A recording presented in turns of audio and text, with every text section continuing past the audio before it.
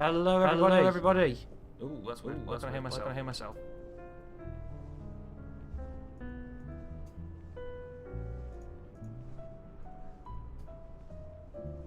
I know I can hear myself. There we go, I can no longer hear myself. Try that one again. Hello, everybody. You should be able to only hear me once now. Thank you very much, RJ Parkey, for the raid. Right, we're live. Here we are. Gonna try the Citation CJ4 out. I've had a little bit of a practice with this, but nothing major. Why have I not got flight sim come up? There we go. Don't know why that wasn't up. But here we are. We're here in Birmingham. Ditzy Blonde, hello. Grip in a Box, hello. RJ Parkey, hello. Right, here we are. We're in Birmingham. We're in the CJ4. I've had a little bit of a practice at this, but I'm by no means an expert on this aircraft. So it should make for quite an interesting flight today.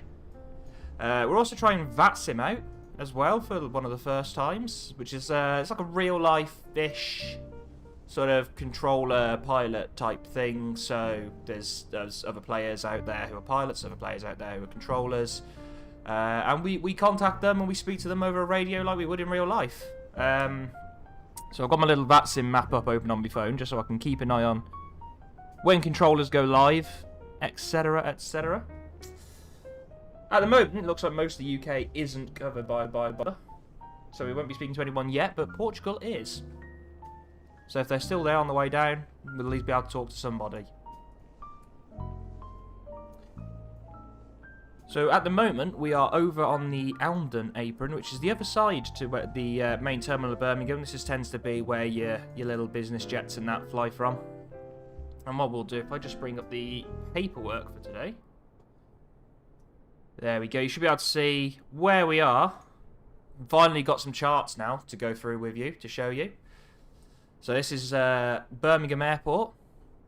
As you can see, it's the Jefferson chart, 10-9, effective on the 3rd of December for Birmingham. And we've also got our flight plan on the other side, which we've made up. So we'll start off. We'll go for the flight plan. Hopefully, you guys can see if I highlight anything. We'll soon find out. So let me just check. Get the chat up on the other side, so I can see any questions you guys have. Right, so we'll go for the paperwork. We'll start with this. So we are the November 525 Whiskey Tango. We've got today's date, which is good, it's what we expect. And OFP1, which literally just means it's the first flight plan we've made. There's been no revisions to it. So we'll go through this step by step. We've got plenty of time. Our call sign, November 525 Whiskey Tango. We are a Citation CJ4, FJ44-4A engines. Got our weights here. So we've got a maximum takeoff weight of 7,761 kilos.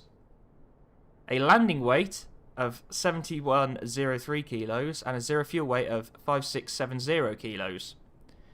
Question from RJ Parkey: how many poppadoms do you think you can eat off? For fuck's sake.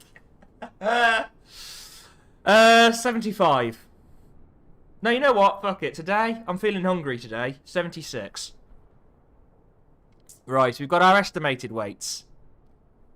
So, given the amount of passengers that are booked on this flight, plus the fuel it recommends, gives us a estimated takeoff weight of 7,013 kilos, an estimated landing weight in Portugal of 5,689 kilos, and a zero fuel weight of 5,126 kilos. Our zero fuel weight is literally what it says. It's the weight of the aircraft with everything on it: passengers, baggage, cabin crew, whatever, all on there, everything except fuel.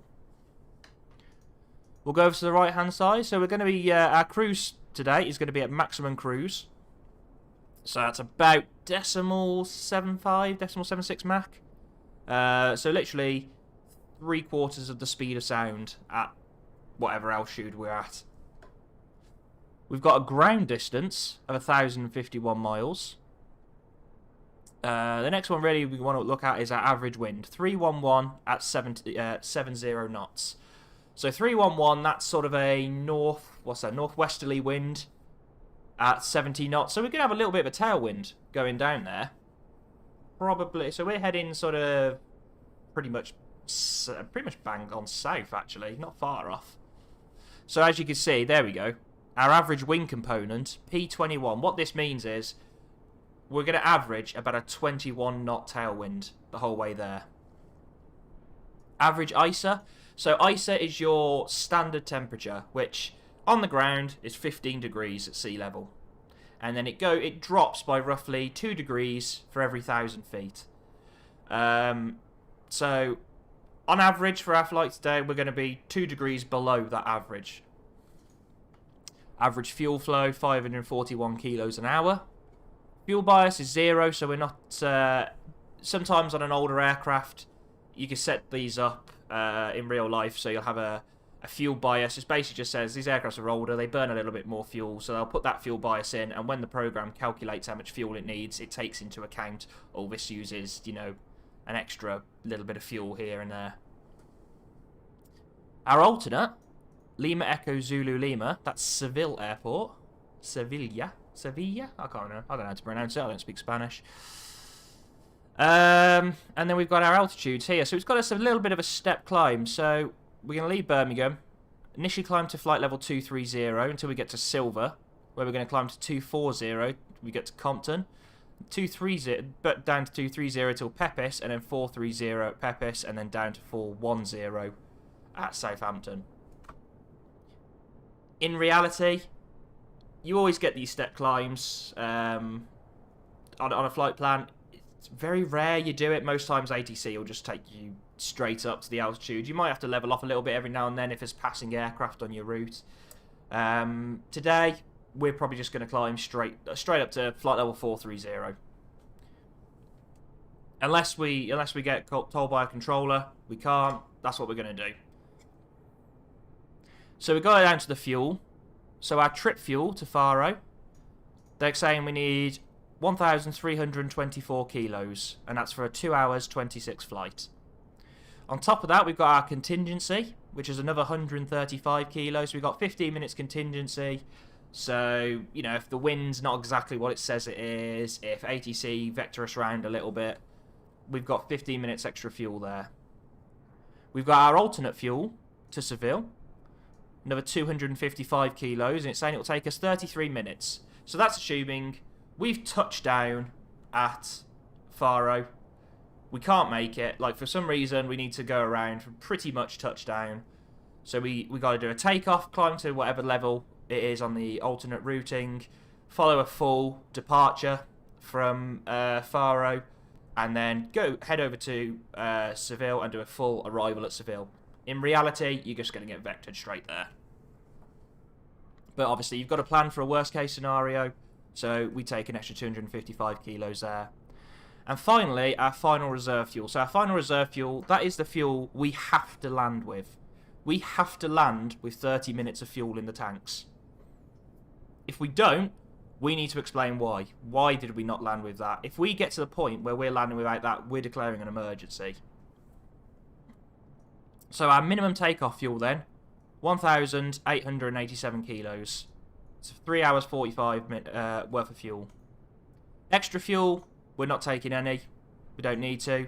So at takeoff then, we should have 1,887 kilos of fuel. Obviously, that's from takeoff. We've got to start up, we've got to taxi, so we need a little bit of extra fuel.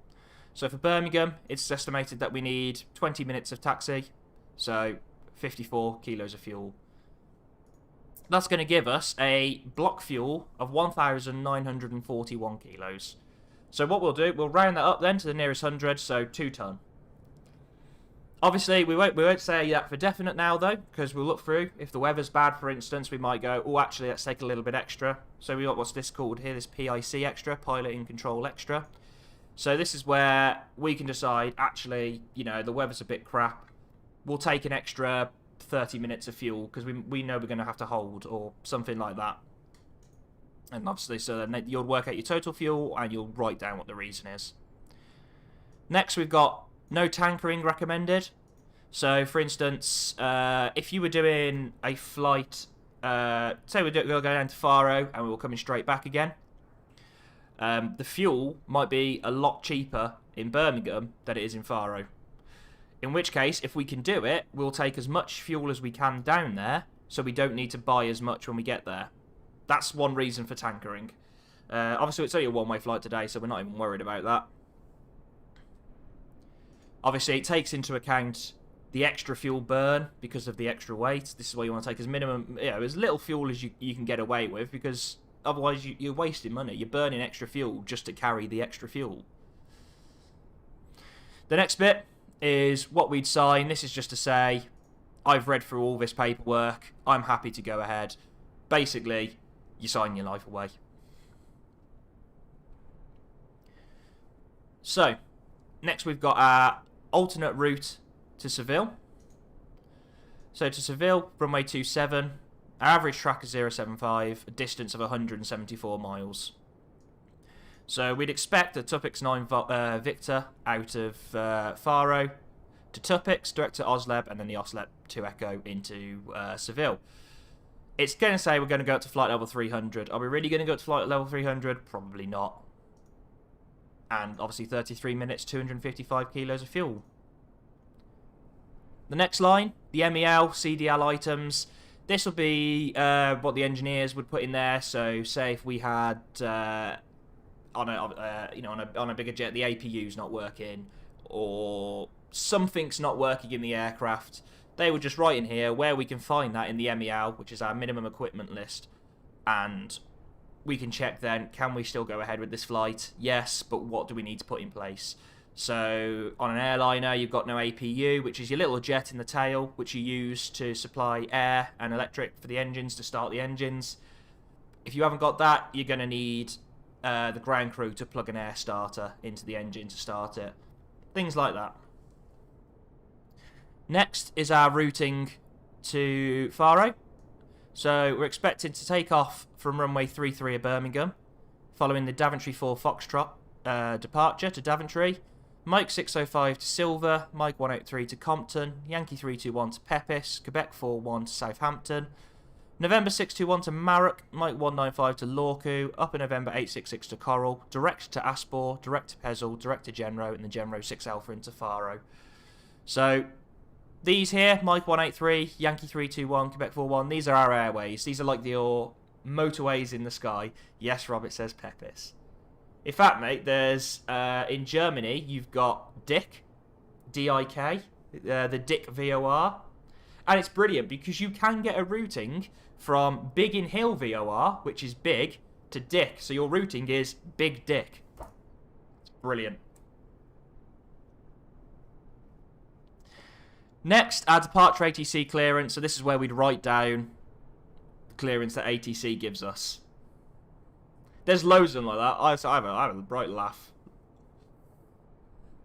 Next, operational impacts. So this is where we can work out how much extra fuel we need to take, depending on the situation. Depending on whatever situation. So for instance, if we take an extra ton of fuel, sorry, ton of weight even, we need to take an extra 64 kilos of fuel, and it's going to add a minute onto the journey. So this is where, like I was saying before, if you take extra fuel that you don't need, if we took an extra ton of fuel, that's going to burn another 64 kilos just to take that extra fuel.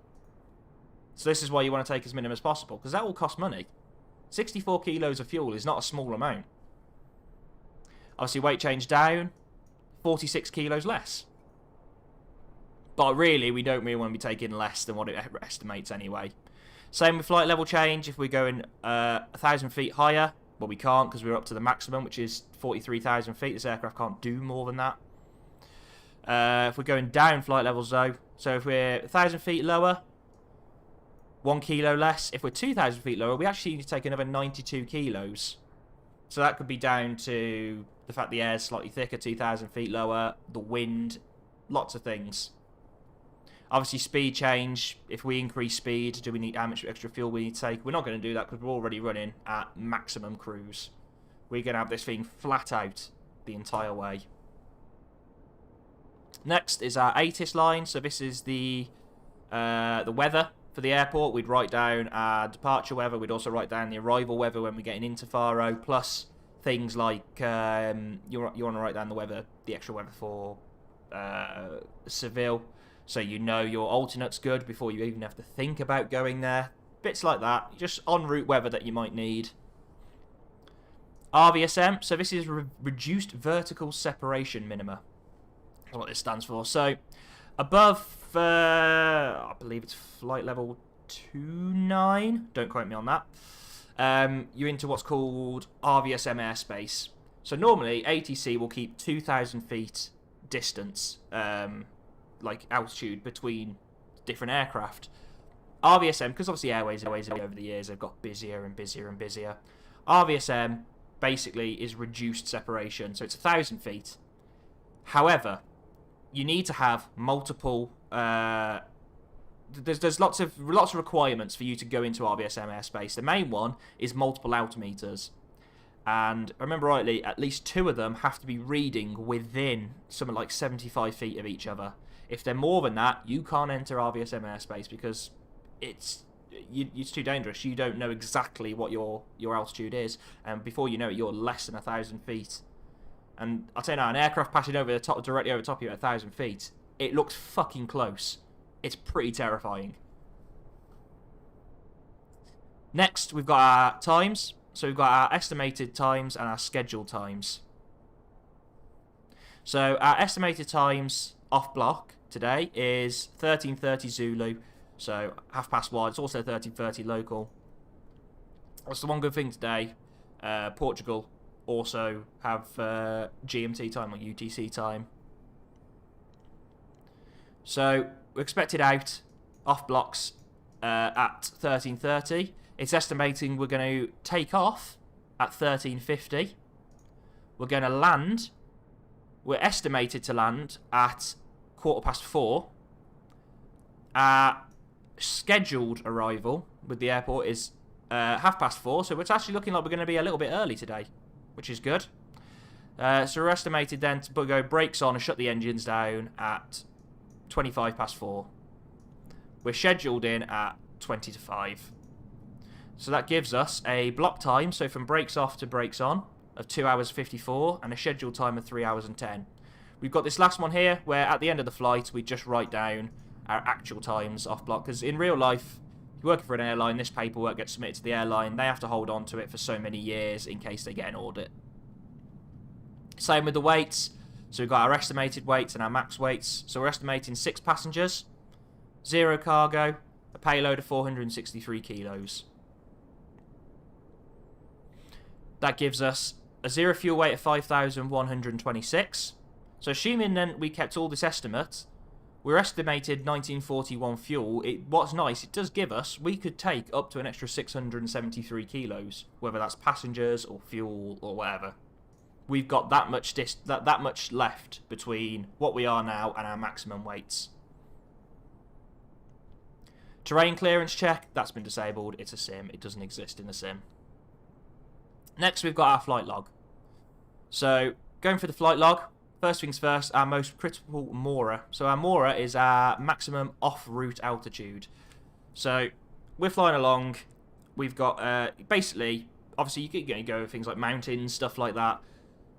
You've got what's called a safe altitude, which is about 1,000 feet above the highest point. So for us, our most critical safe altitude is 7,100 feet at Corral. Going down to Portugal, it's not that high. Obviously, if you're going, for instance, across the Alps, especially Mont Blanc, that is a lot higher. That can be like 30,000 feet, something ridiculous like that. 26,000 feet, 25,000 feet. Doesn't matter what it is, but it can be very high, which means, for instance, you lose an engine, you might have to do what's called drift down, where there is a maximum ceiling if you've only got one engine, which is lower than, obviously, 2 engines. So if you were to lose an engine and you were over Mont Blanc, you've got to be aware, well, hang on a minute, if our aircraft maximum altitude with one engine is 23,000 feet, but our minimum safe altitude is 25,000 feet, you're in the shit. So you just need to be aware what the safe altitude is from where you are. Next slide, this just gives us obviously the headings for each column. So here we've got our airway, position, identity and frequency for each waypoint, the latitude and longitude for each waypoint, our estimated en route time between each waypoint, and our total time up to that point. Estimated time over and actual time over. So estimated time over, once you've departed and your safe altitude, you leveled out, you'll go through, you'll fill this in, so you'll go, right, we took off at this time, so 0 minutes on, still that time, an extra 1 minute, add a 1 minute on, and then when you actually get to these points, you'd fill in what time you're there, and you can see whether you're on track or not, time-wise. Next one is our flight level, our estimated flight level at each waypoint, the maximum off-route altitude for each waypoint, and the distance between each one. After that, we got our tracks, so our magnetic track, our true track, and our radial distance between each point. After that, we got our speeds, so we got our Mach number, true airspeed, and our ground speed. So, for instance, at Finma, we're expecting to have a Mach of .70. We're expecting a true airspeed of 416 knots, and with the wind, we're expecting a ground speed of 454 knots. Which is going to be, what's that, around 500 miles an hour. It's not a bad speed, really. Next column is our wind, our component, and our shears. So, for instance, let's find one that's got all three. Again, Finma. So, at Finma, we're expecting a wind of 329 at 40 knots. So, northeasterly wind at 40 knots. Our component, P38, that means we're expecting, of that wind, a 38 knot tailwind. And a shear of 3. So, shear is just a number 1 to... I don't actually know what the maximum is. I think it's just infinity, really, depending on how bad it is. And it's the actual wind shears. It's the likelihood for turbulence, things like that. So, 3 is quite low. If it was sort of 6s and 7s, then we'd be a bit concerned, go, all right, okay, maybe we take a slightly lower altitude, especially as we're at the maximum of the aircraft. So we haven't got much distance between our minimum speed and our maximum speed at 43,000 feet. Next one is our outside temperature. The deviation to ISA and the level of the tropopause. So the level of the tropopause is obviously, you've obviously got your different layers of atmosphere. So you've got your troposphere at the bottom, that's what we're all sat in now. Above that, you've got your stratosphere, and the line that separates them is your tropopause. And that's different all over the world, depending on temperatures and things like that. So we'll go take Finma again, why not? So at Finma, we're expecting minus 42 degrees outside, which is 11 degrees at flight level 230. That's 11 degrees below ISA.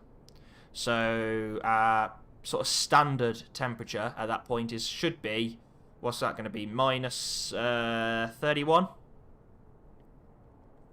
And the tropopause, so that layer, that distance between that boundary between the troposphere and the stratosphere is at 30,100 feet. So these are all in hundreds of feet. Finally, our last two columns are all to do with burn. So we've got our estimated fuel burn. Sorry, estimated fuel on board and our actual fuel on board. So at Finma, we're expecting to have 1,748 kilos of fuel left, and then in the line underneath, we'd write down how much fuel we've actually got left. And then finally, our predicted burn and our actual burn. So again, at Finma, we've predicted that we would have burned 193 kilos of fuel by that point. And again, what we do is we look at how much we actually have on board compared to how much we had to begin with, and then we can work out how much we've actually burned. The CJ4 is also quite good for that, in that it can, it actually tells us exactly how much we burnt since we started, which is quite good. So we basically follow this all the way through, quite a few pages, all the way down to Faro. Next, then, is wind information. So this is our wind at each waypoint. So, for instance, at Finma, it just gives us the winds at different altitudes. So at 19,000 feet, 21, 23, 25, 27. All what we expect the winds to be. So, again, that's quite a good one. For instance, if we're getting, quite bad turbulence or whatever, we can go, right, okay, we'll drop down a bit. What's the wind going to be there? We can work out how much time that's going to add, how much fuel extra that's going to burn. Things like that. Next page is our ICAO flight plan. So this is what actually gets submitted to the Eurocontrol, which are the people who basically are in charge of all of the airways throughout Europe. So this is what they get. They get this big bit of code here. Honestly, we're not really interested in most of this. The only bit we're actually interested in, really, is this bit here, this PBN bit. So this basically tells us our equipment on board, what it's certified to do in terms of radio navigation, like following GPS, stuff like that. The important one is this S2. If we've got this S2, we can do RNAV approaches. Basically, we can do a GPS approach that will take us all the way down, pretty much to the runway. So that's, if we've got that one, we can sort of do everything above it, more than likely. Dispatch briefing info, not really interested really, that page just gets chucked away. Next is the important bit, the weather. So, tells us what time the weather was generated here on the 25th of Jan 2021 at 11 minutes past 11. Airmets, SIGMETs, tropical cyclones, volcanic ash. These are basically your, like, cover large areas, whether anything really important, like, you know, severe icing, severe turbulence, bits like that, which will cover a large area. Nothing like that today. So what we do then is we'll look at our departure weather and our destination weather, and we'll have a quick look at Seville as well. So just to decode this then, this first line is the current weather at Birmingham. So we look at here, the 251050, that means this weather was taken at on the 25th of the month at 10:50 AM. So it's a few hours out of date, so obviously before we actually depart, we'll get the more up-to-date weather, which, considering we're using VATSIM, I believe VATSIM uses, rather than use obviously the in-game live weather, uses like actual METARs. So we'd have a look basically at what those are, and we'll use those weathers as opposed to what the in-game says the weather is. So at 10:50 this morning, we had a westerly wind at 7 knots. Cav OK means ceiling and visibility OK. That means we've got no clouds below 5,000 feet, no significant weather, and visibility is at least 10 kilometers. It's 1 degree. The dew point was -2. And our QNH, which is our altimeter setting, was 1009. So the important bit really that we need to look at now is going to be the forecast.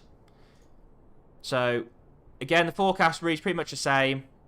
This forecast was made on the 25th at 5 to 5 this morning.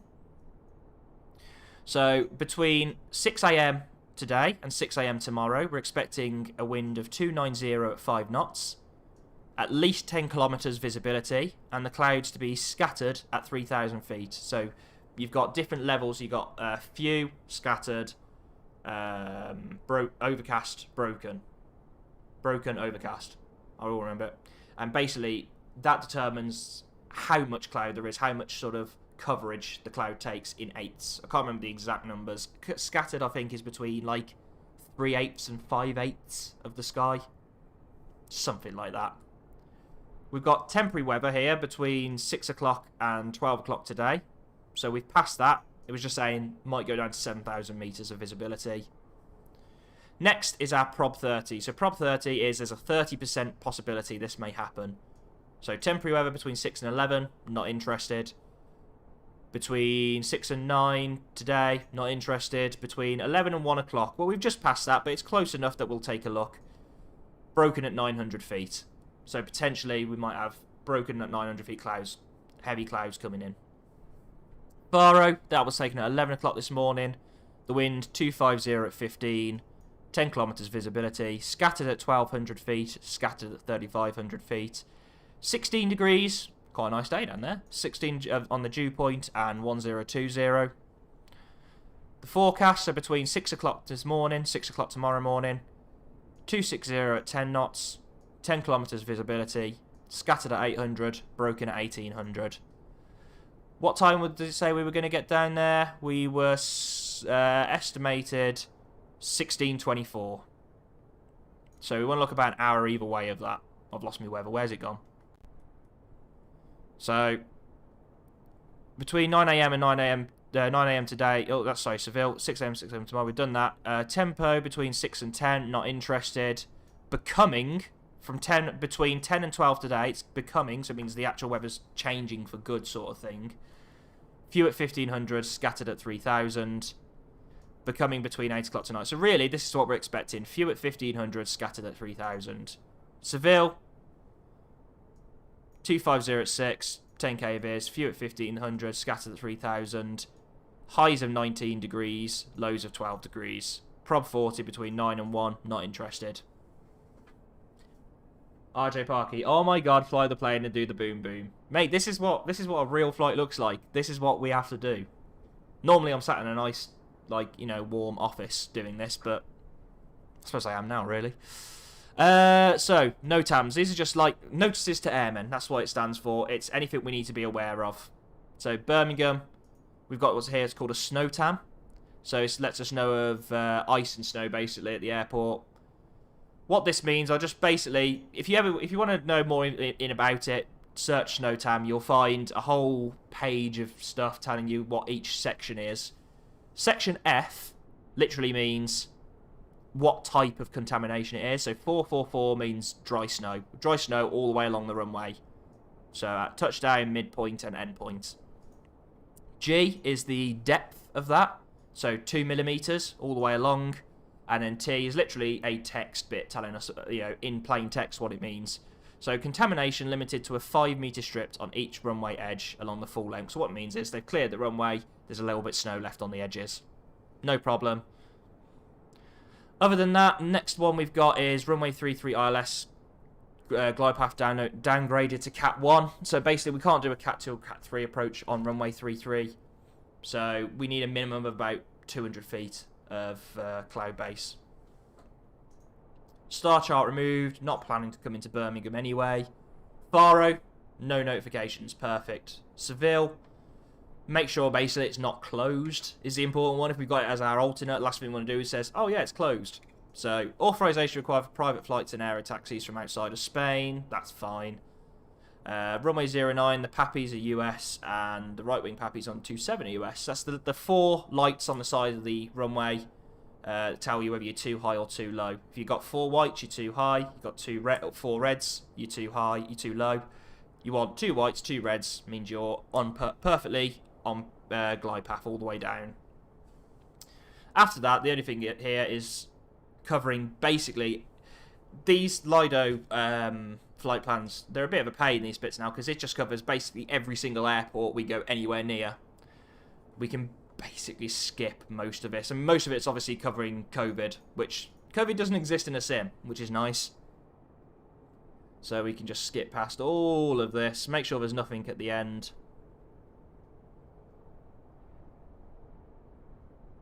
This is what I mean, there's a lot. I ain't going through all this shit. Right, weather. Here's our flight path from Birmingham, down over north of France, down over the Bay of Biscay, into northern Spain, down through Portugal, down to Faro.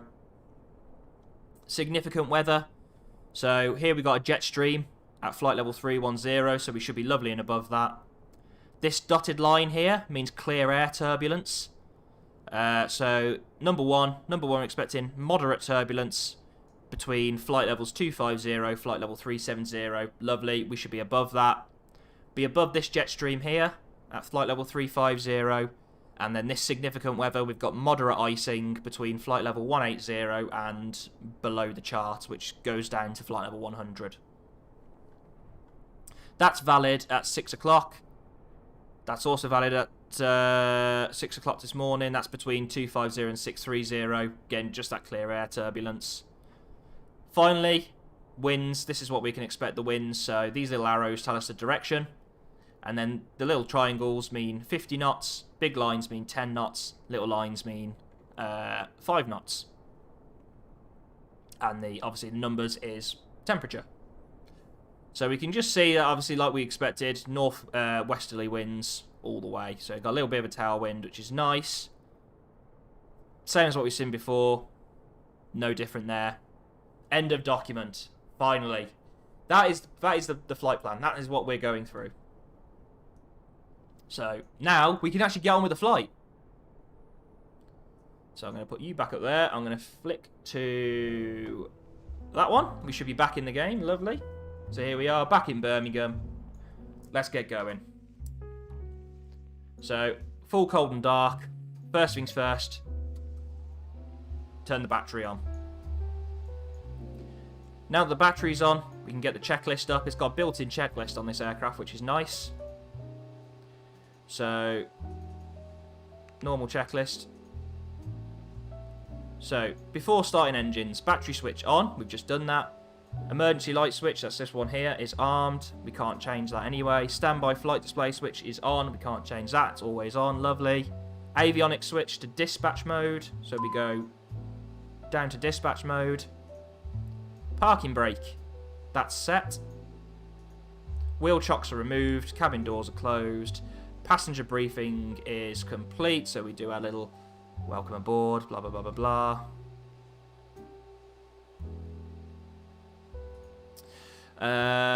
Seats, belts and pedals, adjust and secure. Yep, we're set up how we want. Exterior lights as required. I'm just going to turn the nav lights on. Really, you only need these on at night, but they're just your red and green lights on the wings. We'll have those on now, so we can easily be seen. See that powered up. ICAS, so that's our CAS page. Just lets us know of any warnings. So we've got low oil pressure, low fuel pressure. Obviously, we're running on battery, and again, low oil pressure. We know that engines aren't running, so that's what we're expecting. That's fine, nothing to worry about there. Next is our FMS, so we've got to set this up. So, position initialization. So, this is where we are according to GPS. We set that position in there so it knows where we are. Next, I want to download the flight plan. I'm not going to put it in manually. I use simbrief.com, so that links to this mod, which is nice. So what we can do is hit flight plan recall, and this will just add the flight plan in for me. Obviously, we'll double check it before we do anything. We don't need beacon on yet because we're not starting the engines. We only put the beacon on when we're starting the engines because it lets the ground crew know engines are going to be spooling up.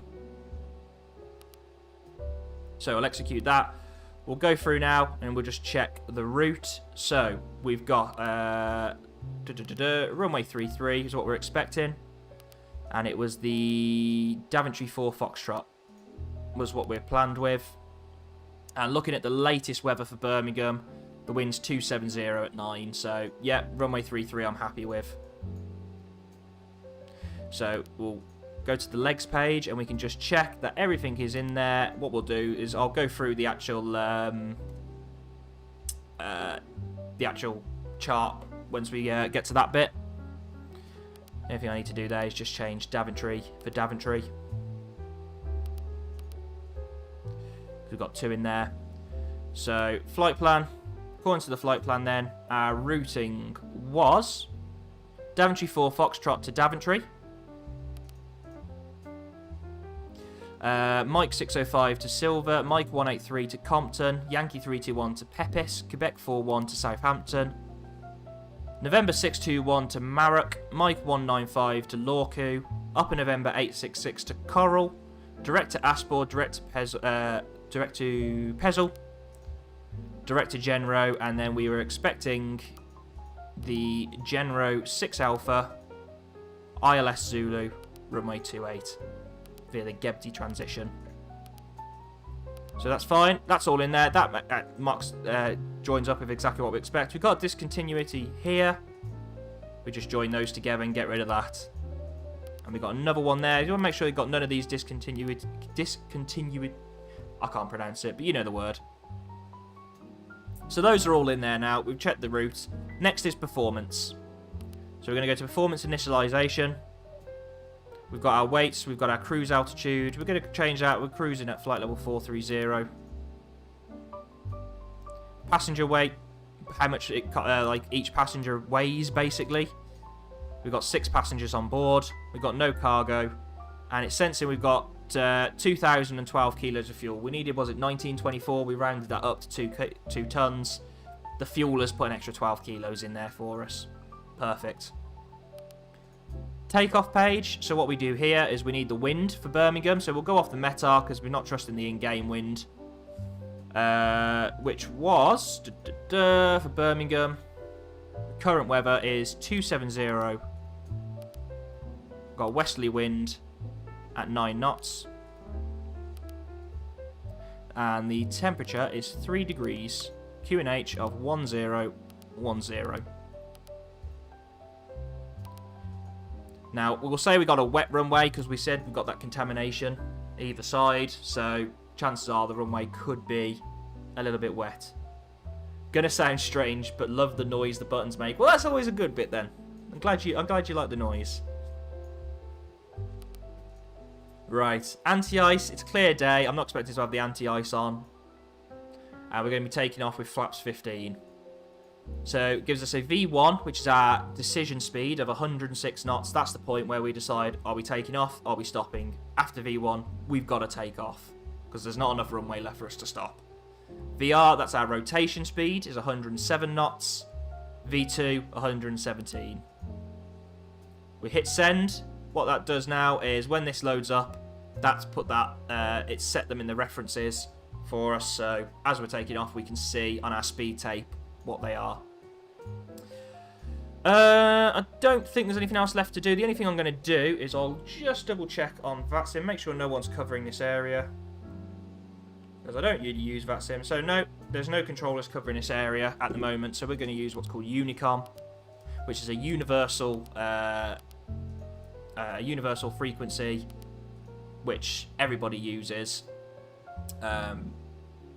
So when we're not in controlled airspace, you use this and you can chat to not chat to each other, but you can let each other know of any important thing, like the fact you're taking off, etc, etc. Everything else in there is absolutely fine. So that FMS now is set up. That little you heard there is someone typing in, because we've now connected to Unicom, so people are just sending messages on there, letting people know what they're doing. So for instance, that one there was someone with the call sign Logan14, and he's runway 23 right arrival or whatever airport he's going into. Probably should have said, but he didn't. So next, FMS, check and set. That's done. Climate control selected, that's just down here. Make sure the climate control's turned off. Perfect. And now we're on to starting engines. So what we'll do a quick briefing then, so we know exactly what we're expecting. So we've checked the route. Everything else is fine. It's going to be left seat takeoff, single pilot for runway 33 from Birmingham. We're going to put the gear away once we've got a positive climb, and flaps up at V2 plus 10. At 1,000 feet, I'm going to reduce the power back to climb, and we're going to climb initially to 6,000 feet, which is what we've got on the Daventry 4 Foxtrot. I'll go through that a little bit in a minute. Once we've after the Daventry 4 Foxtrot, we're going to climb to our cruising altitude of flight level 430. Emergency-wise, I don't actually, I'll be honest, trying to get a manual for this aircraft is very difficult, so I don't know what the official emergency is for this, but I'm just going to say that below 80 knots, we'll stop for any reason. Above 80 knots, I'm only going to stop if we've got an engine fire, an engine failure, a blocked runway, or any wind shear, which is sudden, very big changes in the wind. Above V1, if we lose an engine, we're going to continue. Once we've got positive rate of climb, we'll go gear up. Once we get to 400 feet, I'm going to state malfunction, so work out what's wrong, and we're going to carry out any memory items, which, again, I couldn't tell you if there is for this one, because I don't have a manual for it. At 1,000 feet, we're going to start flaps away, start accelerating, and once we've got flaps up, we can engage the autopilot, max continuous thrust, and we're just going to climb straight ahead whilst we deal with the situation, work out what our issue is, and work out what our plan's going to be from there. For taxiing, that's the next important bit, is taxi. So currently we are on, if you look at the chart on the right hand side, we're down here with this little pink icon here on the Almden apron. For taxi, I'm expecting to come out of here, right turn to holding point Foxtrot 1 here. And then once we're cleared, we're going to enter the runway via Foxtrot, and we're going to come right down to the end, spin it around, backtrack down the runway, spin it around, and take off. The important bit really though for us is going to be the departure. So departure expecting the Daventry 4 Foxtrot. So how do I bring this up? I don't like it like that. How can I bring it up on here? EGBB, show charts. Sid, let's go for Daventry 4 Foxtrot. There we go. What does that look like on OBS? I think it's alright. I think you guys can see that. So, the Daventry 4 Foxtrot then. Page 10-3 kilo. Effective from the 23rd of May for Birmingham. We've got transition altitude of 6,000 feet. After departure, aircraft shall remain on tower frequency until instructed. We're not going to worry about that because we're on Unicom. All SIDs include noise preferential routes, so that basically keeps us avoiding things like housing estates, stuff like that. Places where it's quite noise sensitive. Cruising levels will be issued after takeoff by London Control. That's fine. Again, it won't be because we're on Unicom. Do not climb above SID level until cleared by ATC. Port call sign, SIG designator, current altitude, and cleared level on first contact with London Control. Perfect. So, the routing then, we're expecting a tracker 327 out of Birmingham, which is the runway, until we get to 2 miles or 830 feet, whichever's later. From there, it's a right turn to track 009, and we're going to follow that until we reach 26 miles from the Trent VOR. From there, it's a right turn to track 118. Once we get to this 323 radial from Daventry, we need to be between 5 and 6,000 feet. Carry on tracking 118 until we get to whatever this point is here. Can't quite see what it is. But we make a right turn to... Oh, sorry, till we get on the 147... There we go. So we see 118 until we're on the 147 inbound to Daventry, where we make a right turn to follow that radial in. At 27D, from it is where we should be joining it, really. And we follow that then for 18 miles until we're 9 miles from the Daventry VOR. We need to be at 6,000 feet, and we follow that all the way to Daventry. And what we'll do is we'll hold 6,000 feet until we reach Daventry, because there's no ATC. So we'll follow this as it's expected, 6,000 feet till Daventry. Once we've passed Daventry, we'll climb to our flight level 430. So there we go. That's our briefing done and out the way.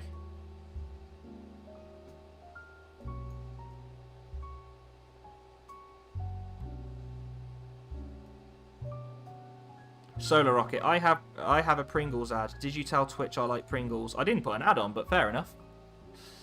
Can you please zoom in on the chart? Zoom in, there we go. So you should be able to see that a little bit better. So 327 out of Birmingham, 009 to Trent, 118, 147, 6,000 feet at 9D from Daventry, all the way to Daventry.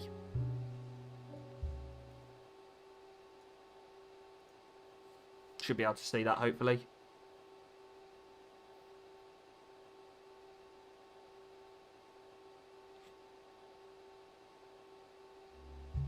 Right, back to the sim. Let's get going. Because we need to be sort of getting going in the next few minutes, really.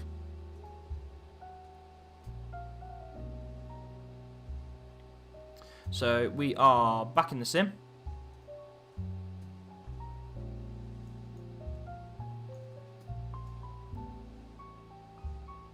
Start to approach. Transitions from start to approach while transitions. Transition is our transition altitude. It's where we transition from altitude to flight levels. Right, let's get these engines started. So throttles, they're idle. And we make sure these are saying stop. Our engine start buttons. Engine starter button push. So we'll start with the right engine. We'll start the starter button. And we put that to run. What we'll do, we'll get rid of the checklist on here. And what we do, we see we've got starter. We've got an N1 rotation on our number 2 engine. We've got an N2 rotation. We've got oil pressure increasing, oil temperature increasing, ignition, and we've got fuel flow. Those are what we want to be keeping an eye out on. Next, we're going to watch this ITT. This is our temperature. So that's increasing. If it starts going up in this orange towards the red, we just shut that engine straight down. We do not mess with it.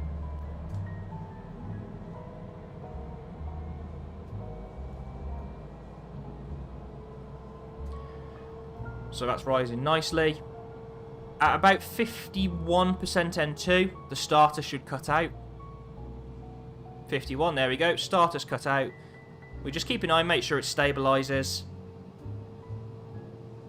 Perfect. That's nice and stable. Do the same for the left engine. So turn the engine starter on. It's got full fade X, so we just put run on. We'll keep that open. We can shut that one. Keep that one open just in case we need to shut it down quickly. Again, we check.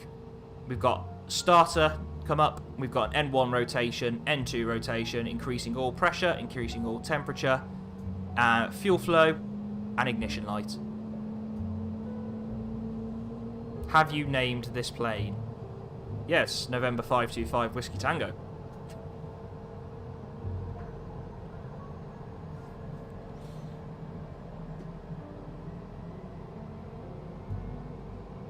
That's not a real name.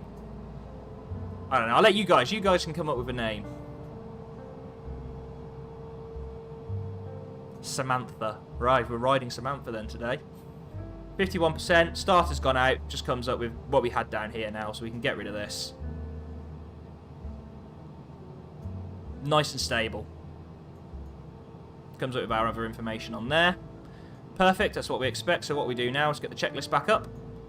Engines are started. We did all that. Right. Before taxi. Avionics switch goes to on. Climate control turns on to normal. Passenger light safety button. We'll put the belts and the safety button on. Should have put the beacon on there. It's my fault. Trims. We make sure all these are in the green bands.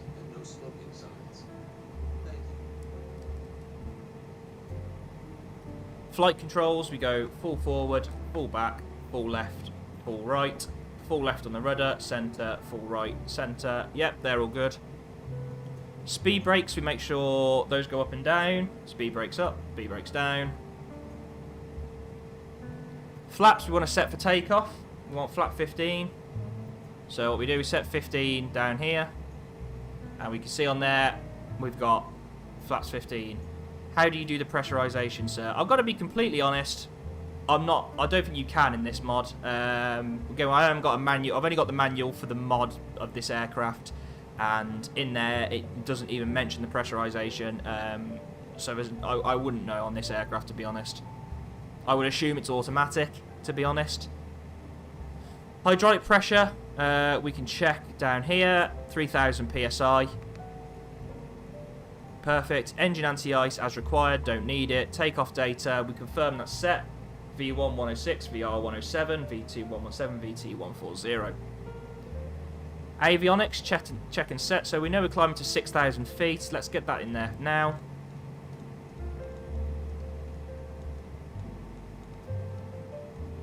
There we go. 6,000 feet is set. That's our first restricted altitude. We can't go above 6,000 feet on that departure, so that's where we're going to sit. Autopilot, we engage and disconnect. Autopilot.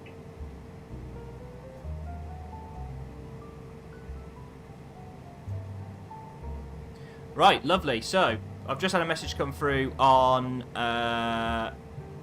VATSIM. Birmingham ground is now online. So we'll connect to them in a second. On 121.8.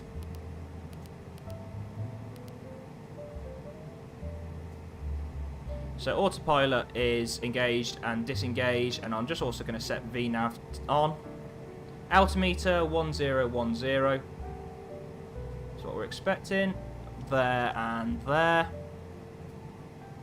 Pressurization is set. ICAS we check. Let's go to the checklist. Check the CAS page.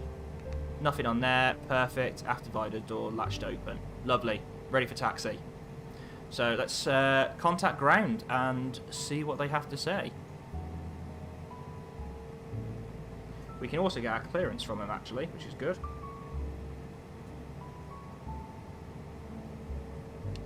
Birmingham ground, hello, November 525 Whiskey Tango is over on the Elmdon apron. Request clearance to Faro, please.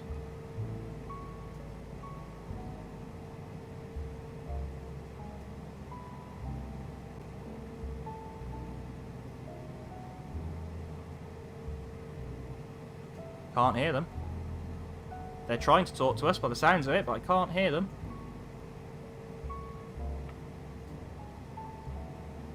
That was readability 0. Couldn't hear you at all there.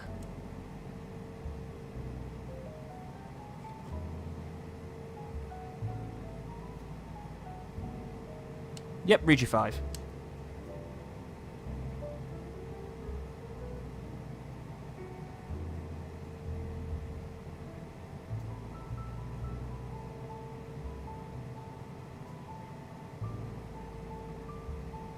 Lovely, cleared to Faro on the Daventry 4 Foxtrot, runway 33. Current information Juliet, QNH 1010.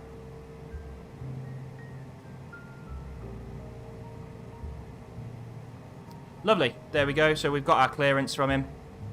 Daventry 4 Foxtrot, which is what we expected, runway 33. Information Juliet and 10101010. Right, we're ready to go. Let's get a taxi clearance then. And 5 Whiskey Tango, request taxi.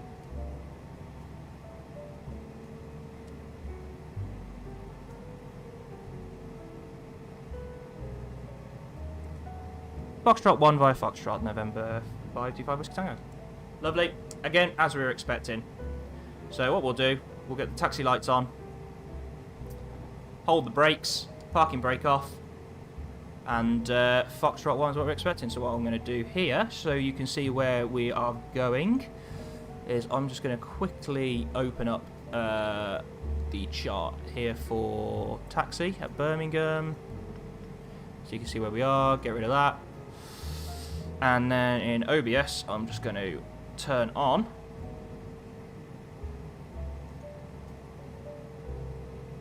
where did I put it?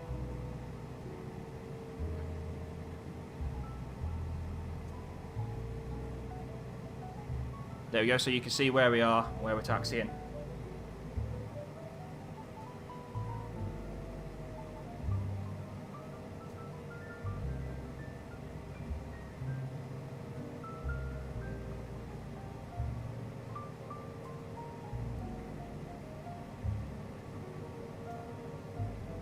Right, and as we're single pilot, we're not going to do any of our setup whilst we're on the move.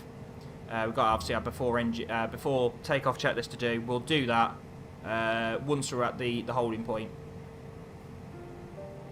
If you've got multi-crew, obviously the co-pilot can be getting on with this stuff whilst we're taxiing, but we haven't. So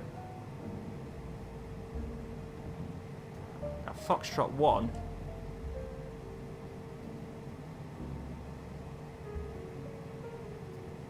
One, 2, do decimal 8. Number 525 was Tango. Bye bye. There we go. So now we're going to be back on Unicom. And we should be coming around any minute now to the holding point. Foxtrot 1.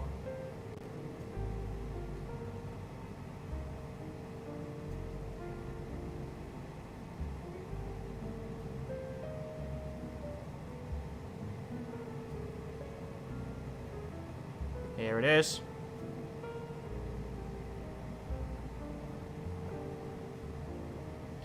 So we've come to a hold here at the holding point.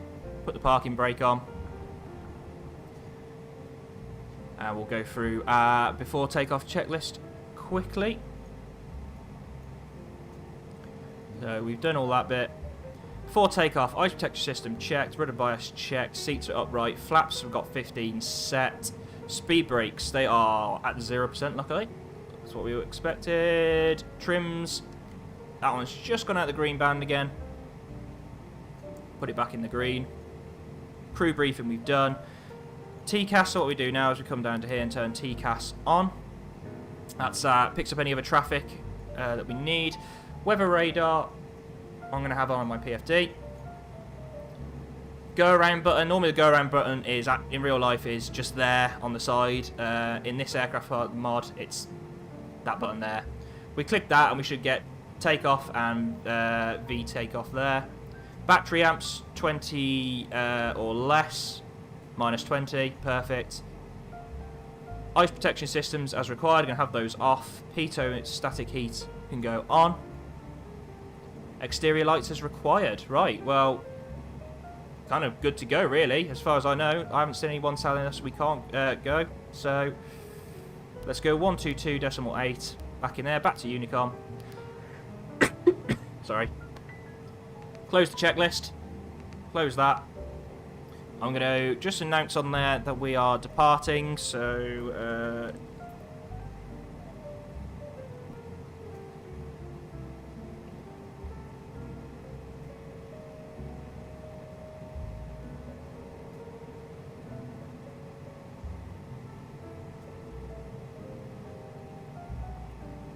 there we go. We let them know now on there. So I'm going to turn the landing light on, taxi light off, and the strobe lights on as we're going onto a runway. And what we're going to do, we're going to turn right initially, down to the end, and turn around. We have a check just to make sure nobody's coming in, no one's on the runway. I've checked VATSIM as well, there's no one on VATSIM entering the runway. There might be other players who aren't on VATSIM, obviously, but ain't much I can do about those, to be honest.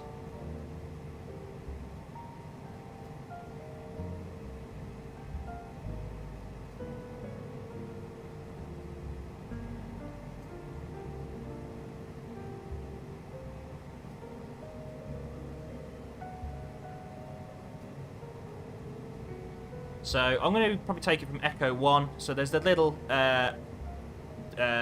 extra threshold at the end there. That was actually put in mainly to accommodate the A380. We're not an A380, so we don't need that much runway. We probably could have took it from there and been absolutely fine. But why not give us as much runway as we can? If we've got an issue, it gives us more time to stop, doesn't it?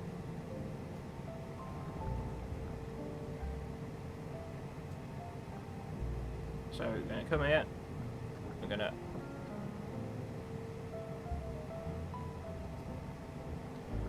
.180 and the runway. Everything is set up as we expect. Let's get nice and straight first of all. Start the timer. Full power, away we go.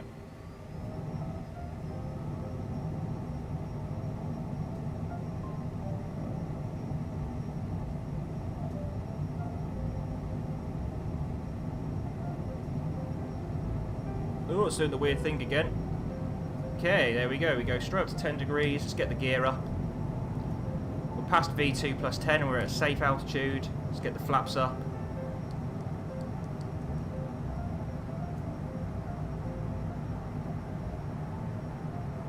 Lovely, it's engaged nav mode now. Should be following VNav. And we'll gauge FLC mode, set 240 knots. Jesus Christ, bring the power back to climb. Jesus, that is, that went a bit nuts for a second there, didn't it? What happened there? Fucking hell. That went absolute crazy for a second there.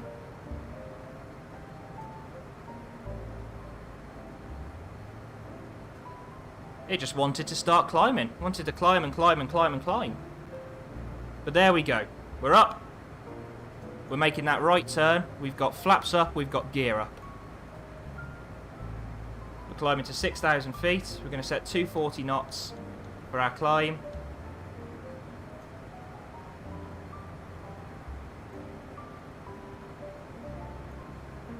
Sync the heading.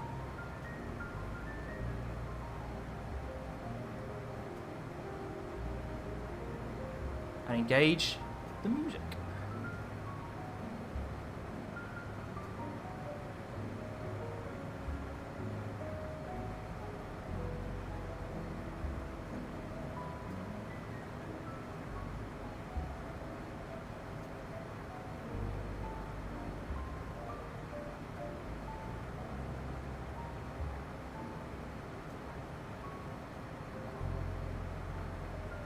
Altitude.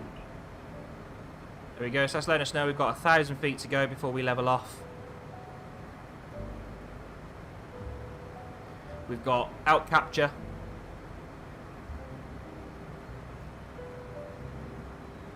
Start bringing the power back.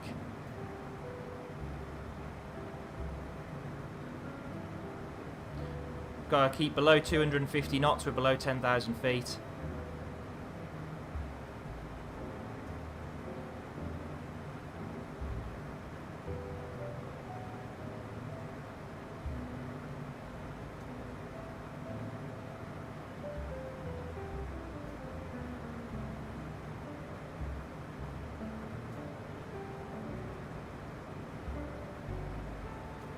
There we are. We're levelling out now at 6,000 feet. We're going to hold this then until we reach Daventry.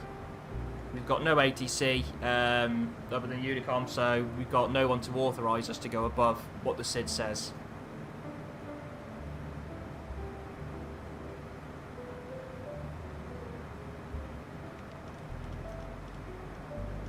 Make sure we keep that heading nice and synced.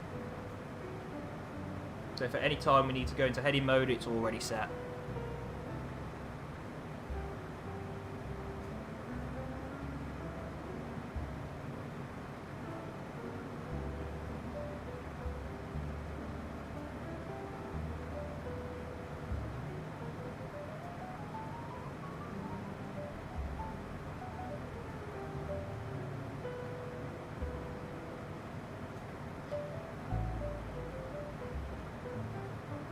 How's everybody doing anyway?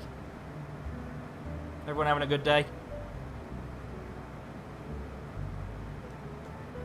RJ Parkey is wearing some thick boy ski socks because I can. Fair enough, don't blame you.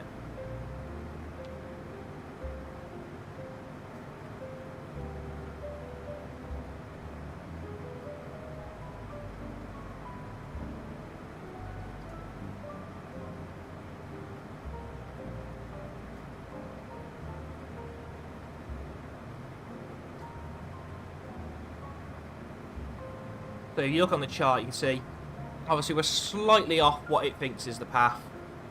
That is more than likely to be just a discrepancy between the flight sim and Navigraph itself.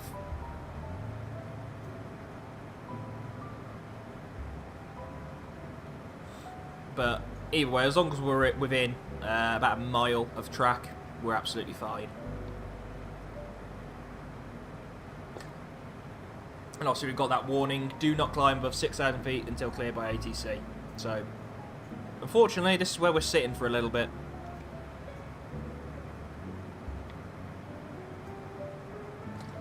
We do get some good views though. So we've got Coventry Airport just going on past the window there. This big town over here, I believe, is Leamington Spa.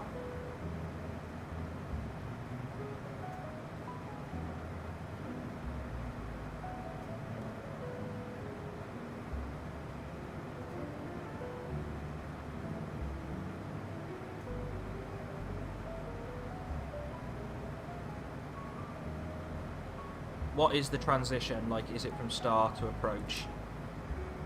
So, by... Do you mean, what is the transition? As in, what, the transition altitude? Or when we get to the other end? Because not all approaches, arrivals have a separate transition. So going into Faro, we've got the Genro 6 Alpha, which ends at a certain point. I can't remember what the point is. I'll go through it when we get there, but basically the final point on the arrival is the first point on the approach, so there is no specific transition.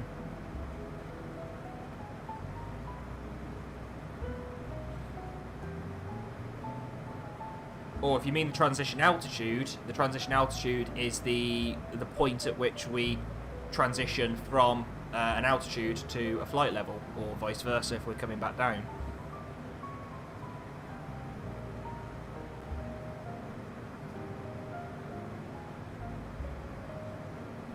When you say via transition, can you show me an example on today's flight? Transition via.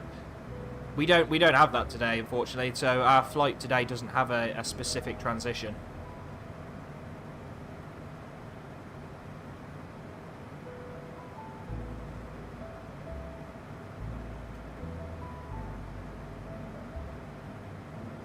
What they do mean though is so some approaches, your arrival will stop at a certain point and your approach will start at a point further on. You've got that gap in the middle, and it's basically how you get from one to the other. So some airports, like Birmingham, there isn't a transition, you get vectored by ATC. In other airports, you will have a transition, so you'll basically, that arrival will cover 3 different runways, for instance, and depending on which one you want, you'll fly a different path that runway.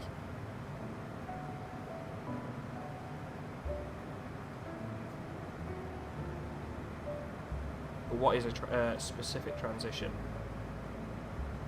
I'm trying to think of one, to be honest. I can't even think. I think it's mainly an American thing, isn't it? We have a lot of transitions.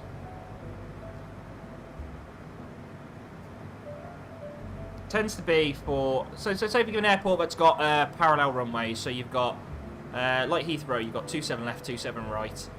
You'll do your arrival in to a certain point, I don't know what the point is, say Honolulu. And then from Honolulu, you, depending on whether you get assigned 27 left or 27 right, you'll fly a slightly different path to get onto the ILS. But they'll all go through a separate transition point. It keeps them all separate, basically.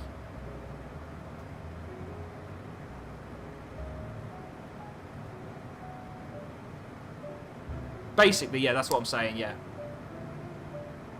Yeah, it's how you get from the arrival to the approach. So if you're doing an arrival and then you're going onto an ILS, it's how you get from the end of that arrival to joining the ILS.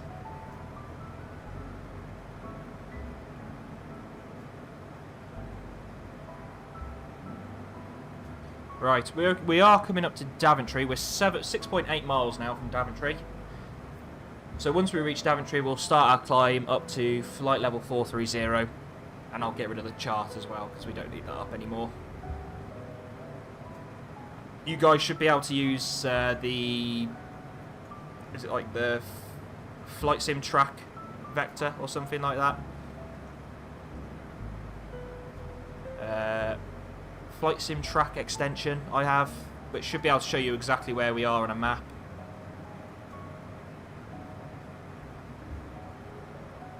So we're nearly there, we're nearly at Daventry. We can't climb till we go past Daventry.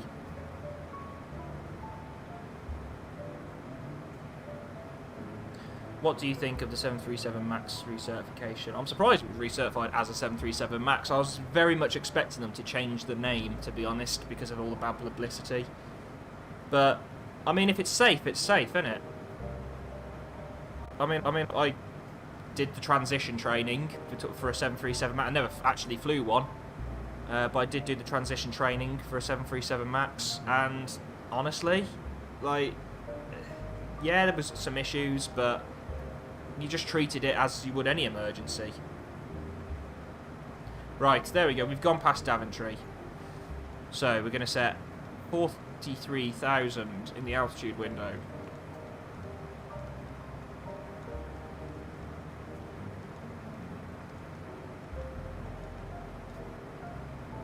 There we go, 43,000 feet is in there.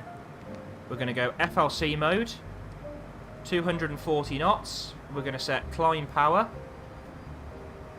That's going to start climbing. Now we're actually going to flight level 430, so what we need to do is press this button, which changing us from 1010 hectopascals to 1013, which is the standard altitude.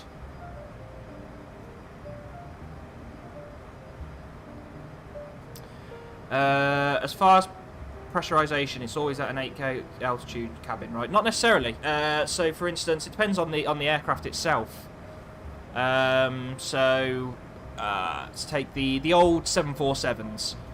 Those would be, I believe, about 9,000 feet on the pressurization now. So the cabin altitude would be, so when you're at, say, 37,000 feet, the inside of the cabin where you're sat is the equivalent of about 9,000 feet. That is like just one aircraft. The Dreamliner, the 787, that itself is being carbon fibre, can take a lot higher pressure. So that one, basically above about the same altitude, will have about 6,000 feet cabin altitude, which is why you feel more refreshed when you get off a long flight in a Dreamliner than you will a 747. Right, we've passed 10,000 feet, so as soon as we pass 10,000 feet, I'm going to turn the landing light off, and we can turn the seatbelt signs off. It's nice and smooth, so people can get up and walk around, go for a piss, do whatever they've got to do. We can sit and stare out the window, just maybe like at that angle, so we can just keep an eye on the altitude and the speed, make sure we don't get any issues. What do you think of people named Darren? I mean, I'm sure Darren's. I've said this before in a previous stream. People called Darren now, I'm sure, are lovely people. People called Darren in the early 2000s were all pricks. Is a poppadom a sandwich? What? No. Wait, the 787 is what again? Why do you feel more fresh? So 787 is the Dreamliner. Is like the common name everyone knows it as. You feel more refreshed because at the similar altitude. So say at 37,000 feet ish, in a 747, you will have a cabin altitude of about 9,000 feet. However, in the Dreamliner, the 787, you'll have a cabin altitude of about 6,000 feet. So because you've got more pressure in there, you've got essentially more air in the cabin. So you do feel a lot more refreshed. How many burgers do you think you could eat in one sitting? Ah, see now, when you say burgers, what do you mean? Do you mean like a big, beefy, big fucker? Or do you mean like a McDonald's Happy Meal burger? Because if it's a McDonald's Happy Meal burger, probably about, I don't know, 30? How long is one sitting? You need to be more specific, Solar Rocket. We need specifics here. This is important information. We can't be doing guesses. An hour. I mean, if it's a little McDonald's Happy Meal burger, those are tiny. You could eat fucking hundreds of those things, surely.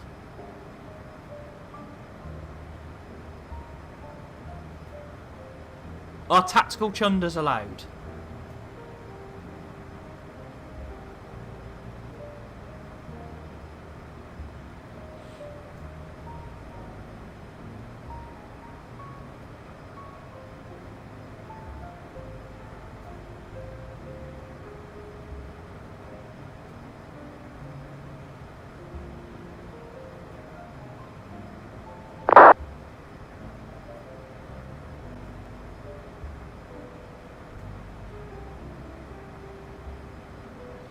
If you chunder, you have to do it whilst Ronald looks on disapprovingly. Ah, right, okay. Well, that changes things.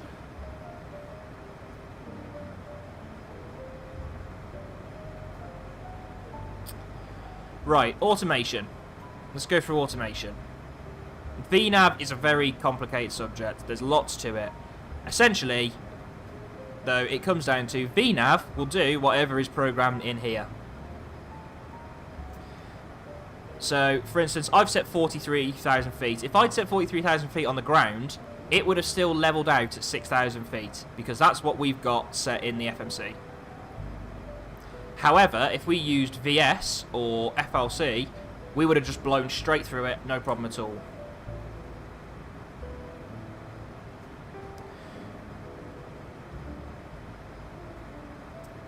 So that's basically what VNAV does. VNAV adds that protection of the FMC, and will basically draw a path.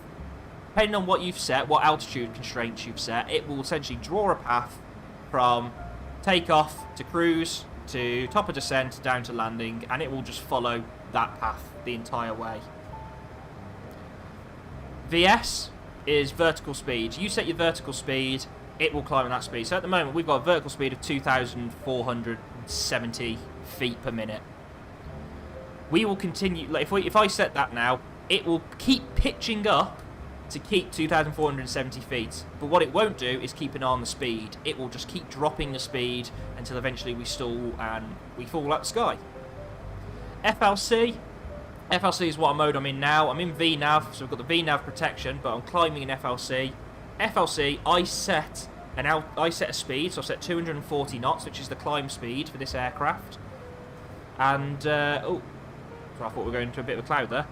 And we will continue to climb. It will keep pitching to climb at 240 knots. And it will adjust the VS depending on that. So we could potentially be climbing at, at low levels with full power. We're climbing at like 4,000 feet a minute. Which is not great in controlled airspace. You don't want to really be climbing that quickly. Our lateral modes, we've got nav and heading, which basically, heading does just that. We set the heading bug somewhere, it will follow that heading. Nav will follow whatever nav mode we've got set up. So at the moment, I've got GPS, FMS set up on here. it will follow that. If I was to switch this to VOR, I set a radial to a VOR, and as long as we're in sort of range of that VOR, it will put itself on that radial and fly that radial. You can have VNAV and FLC both active. No. So, yeah, so basically, in this aircraft, VNAV just basically adds the protection, I suppose.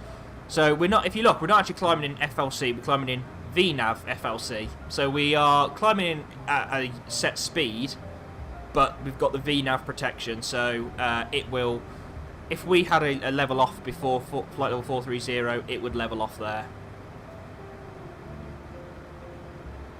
VNAV just literally gives us that protection that if we had an altitude restriction in the FMC set, it would level off at that before we got anywhere.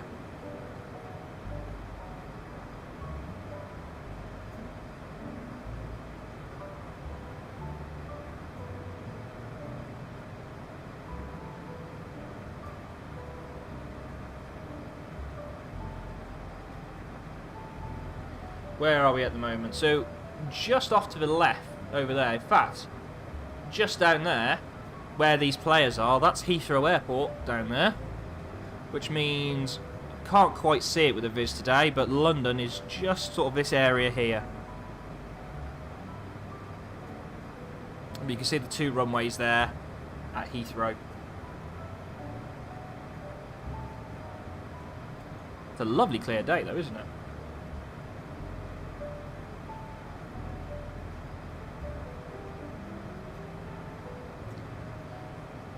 Let's carry on. Crip in a box. What's your favourite button? What's your favourite button in any aircraft you've used? The autopilot one, because it makes my life a lot easier. The one that turns the autopilot on and off, but specifically on.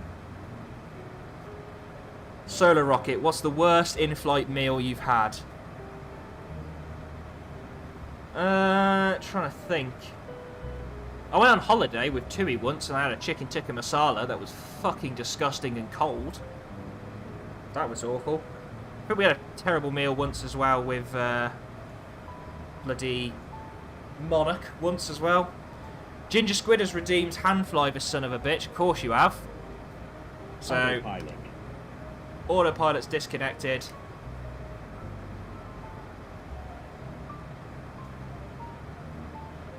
Let's fly this up.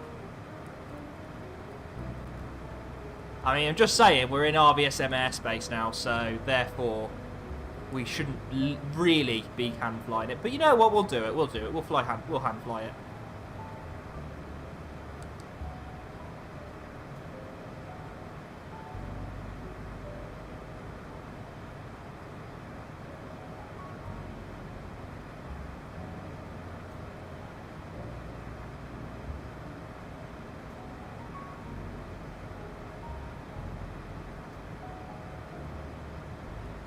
Right, so I probably won't be able to follow the chat very much now because I've got to hand fly it, but so I won't be able to answer any questions for a minute.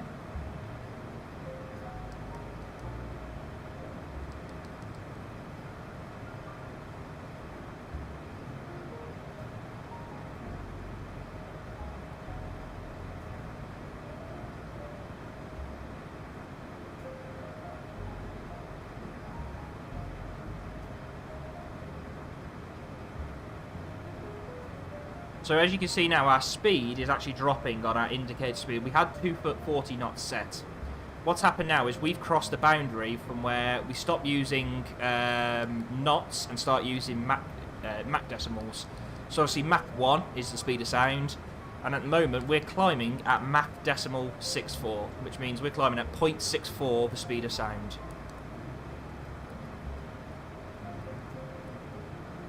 And obviously that changes our speed depending on how high we are, because the speed of sound is based on temperature. So as we go higher and it's getting colder, that speed of sound decreases. Therefore, our indicated airspeed decreases.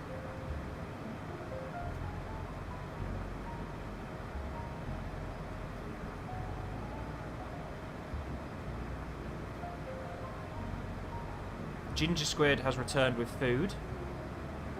Solo Rocket and now Tui is dead, so we all win. Monarch also dead. Tui's not dead. Thomas Cook is. Tui's nearly dead. Monarch's dead. Monarch were pretty terrible. Although apparently flying for Monarch was quite nice because you got you got crew meals, which we don't get. We don't get crew meals. We have to bring our own food.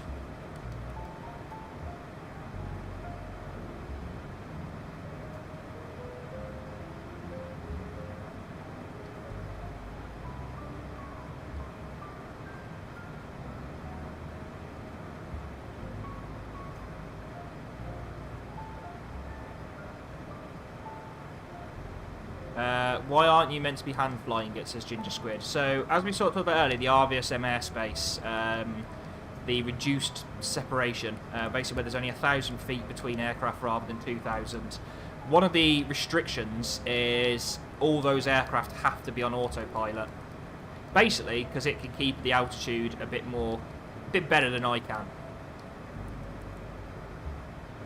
So one of the restrictions, you have to have a working altitude. Obviously, so in real life, you wouldn't be hand flying it. If autopilot fails, you've kind of got no choice but to hand fly it. But one of the things is, obviously, if that happens, is you'll say to the controller over the radio, enable RVSM due autopilot failure, for example.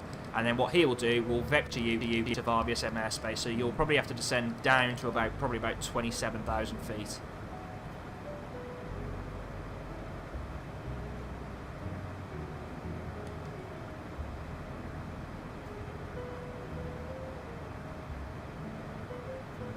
Solar Rocket, can you sneak bottles? How many bottles of vodka can you sneak into the cabin? You don't really need, as long as you don't drink them, you don't need to sneak them. So if you bring them from home, which I don't know why you would, because that would be stupid. You shouldn't do that, really. Let's be completely honest. But the answer would be 1 litre in a clear bottle. No, 100 millilitres. Sorry. You can have them in 100 millilitre bottles up to 1 litre. If you're buying it on board, whatever customs is, which I think is about 2 litres or something, isn't it?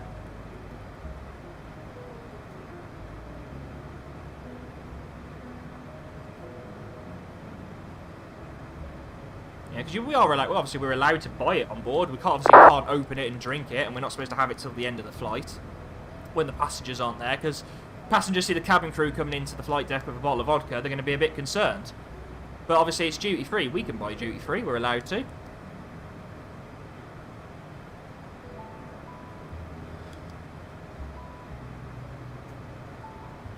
We were on holiday when Thomas Cook died and 2 Scouse ladies were complaining because they didn't know how they were getting home. I'll tell you what, I do feel sorry. If you're on holiday and your airline goes bust, that's got to be a horrible feeling. Because you just don't know what you're going to do. I mean, especially if it happens at the start of your holiday. It's going to ruin your holiday because you're going to spend your entire time there going, what the fuck do we do? How do we get home? I mean, at the end of the day, especially if it's atoll protected, you are going to get home. One way or another, you will come home. Like, worry about that at the end of your holiday, not at the pub. 7 litres now on the EU, or champers or spirits, I believe. I have to be honest, I don't know off the top of my head what the customs limits are. I let the cabin crew tell me what the customs limits are. I'll go, can I buy this much? Is that within customs limits? And they go, yeah, sure. Here you are, have that. In theory, you could bring 200 100 milliliter bottles of coffee provided you don't drink it. Yeah, so you can bring, well, between you, yeah. Because you can only bring up to 1 litre of liquid each, but they have to be in 100 milliliter bottles that are clear. And you probably, if it got tested, because they do random testing on liquids as well, you would have to, you'd have to explain why you had vodka with you. I imagine you'd have a very stern talking to from the boss.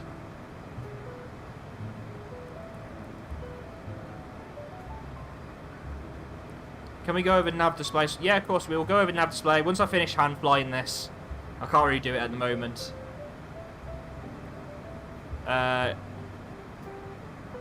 If you drink on the plane, yes, then you can only bring 7 litres back in, I believe. Beer, 42. 42 litres, fucking hell. Right, we've got 1,000 feet to go. So we're going to start levelling off now. So we'll get levelled off and then we'll put the autopilot back on. Mainly because I also need to go for a piss, I'm not going to lie.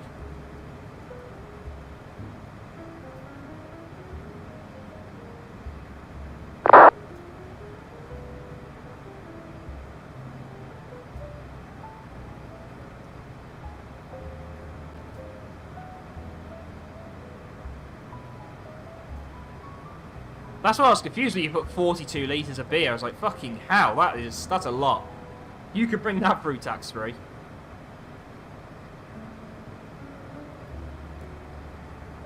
Because when we were in the EU, I believe it was as much as...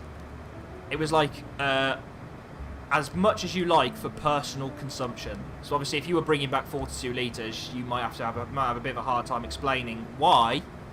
That's personal consumption. That's a lot. It's like the fags, isn't it? People used to bring, people go to Spain and bring back like, 2,000 cigarettes. Nothing wrong with that if it's a personal consumption. Bringing back 2,000 cigarettes, that's kind of a difficult one to say, yeah, that's all for me. Especially when they check your phone and you've got text saying, oh yeah, I smoked these specific ones. Can you get us like some of those?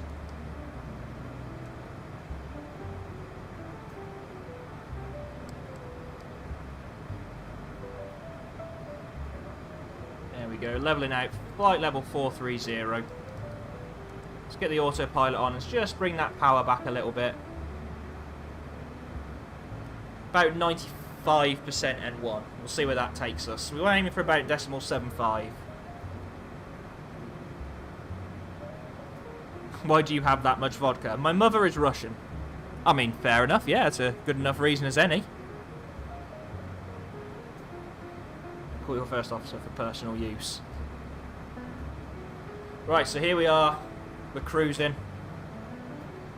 Where are we at the moment?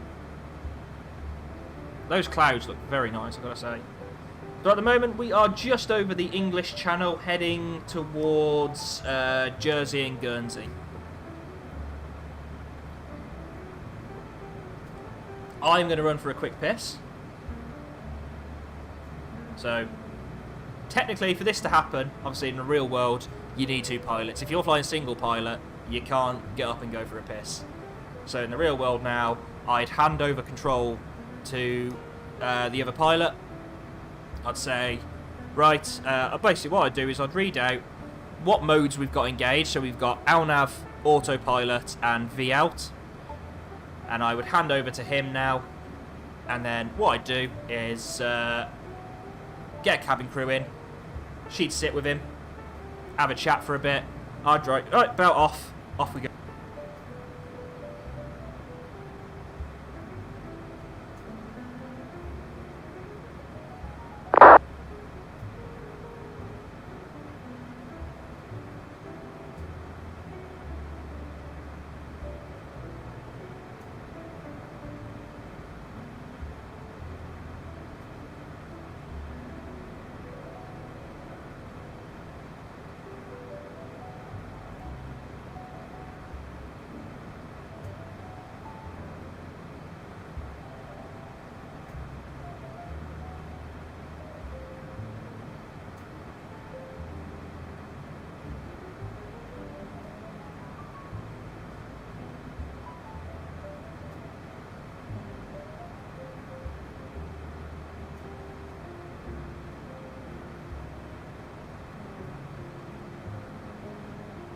There we go, and I'm back. Nice and quick.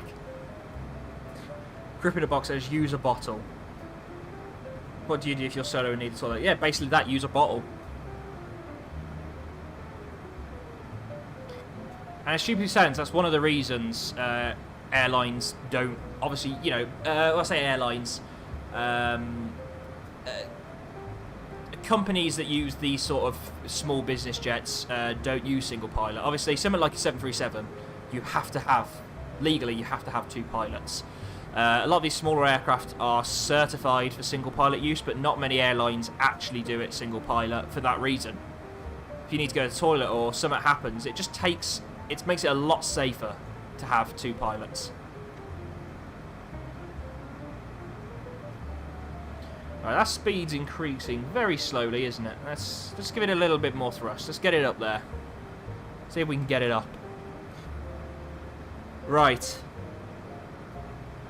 Mind we cover the nav display now, sir, and cross-reference the FMS so I can see all the waypoints. Okay, so what I'm going to do then... I don't know if I do it on this one. It just didn't work the other day. Oh, it works now. Okay, lovely. That's actually working now. Let's get present position up. And let's increase the range a little bit.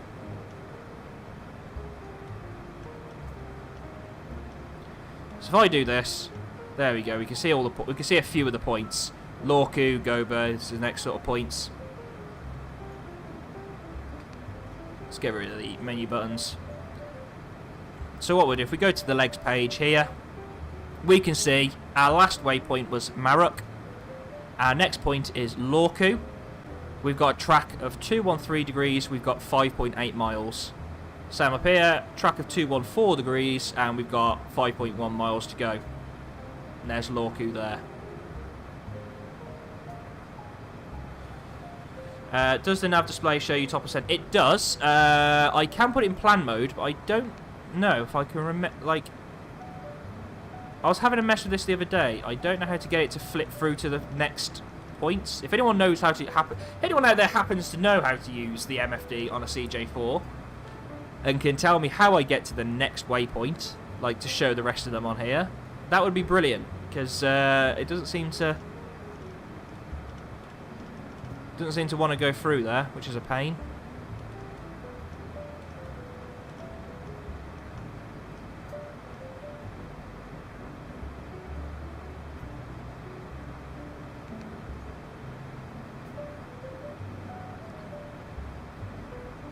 Why is one magenta? So the magenta line is our current track. So that's the current track now between the waypoint we've just been at and the next one. The white one is our future. So once we get to Goba, that track, the next track then to Titub, will go pink or magenta.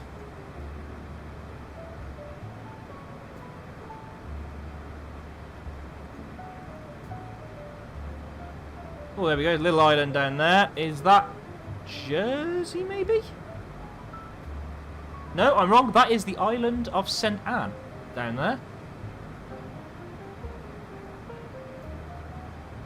Just going under that cloud. Can you go over the legs on the FMS so I can see it? So obviously, yeah, there's quite a lot of them. Oh, hello.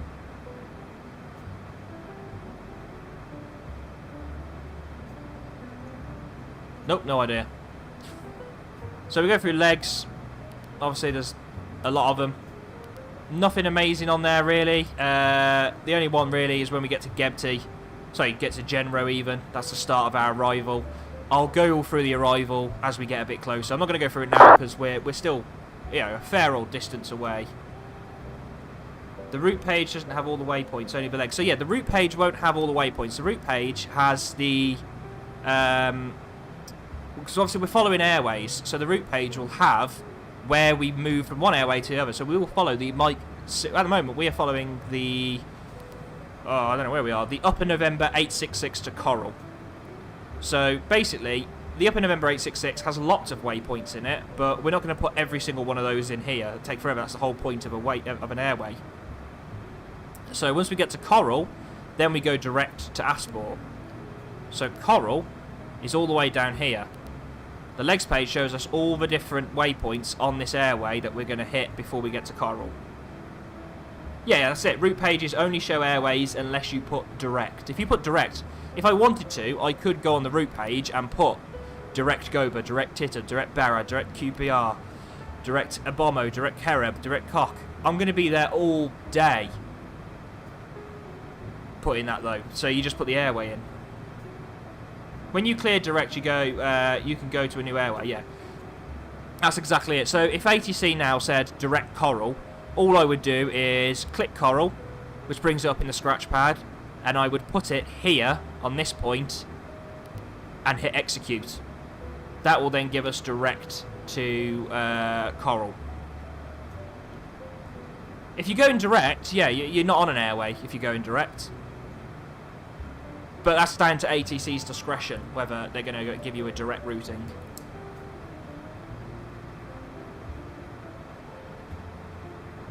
Let's watch that speed. Again, a little bit high. So at decimal 759, which is roughly where we want to be.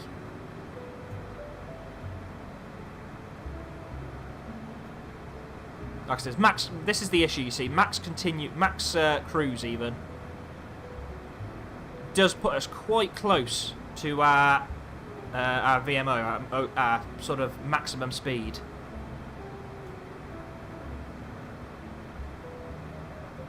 If you did that, you wouldn't have to go over so many waypoints. You bypass waypoints or airways when going direct. So that's exactly it. Yeah, if you're going direct, you go from one point to another. You don't go over 17 other points in the middle.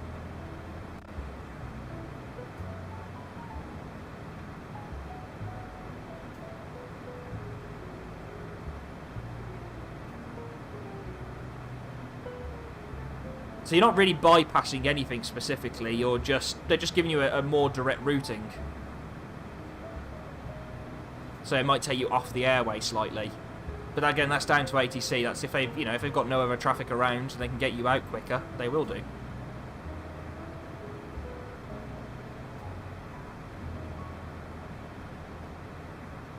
Now the one thing the CJ4 doesn't have is an auto throttle, which means I have to manually set an N1 percentage here, and then we just keep an eye on the speed and see what happens. So actually 93's dropped us a little bit low. Let's go that's a little bit too high. Let's bring that back. Let's go 94%, see where that goes. But they say direct to, where would your next direct be?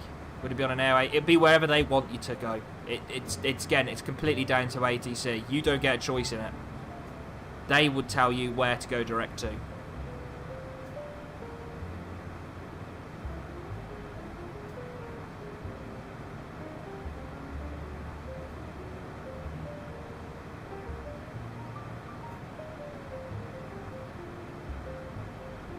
It's just to a waypoint, any waypoint. They'll just tell you. They'll say direct to Kerom, for instance, or direct to Berad.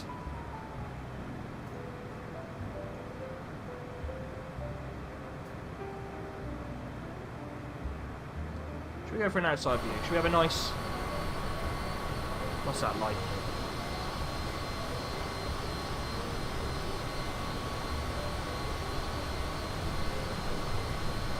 It's a nice view, isn't it?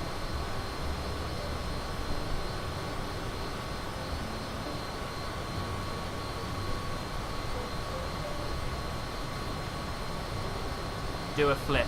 No. If you want me to do a flip, you've got to pay for it.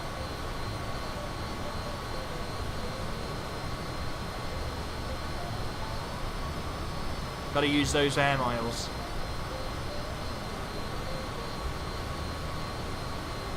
Give me... I ain't giving you points. If you want more points, just subscribe.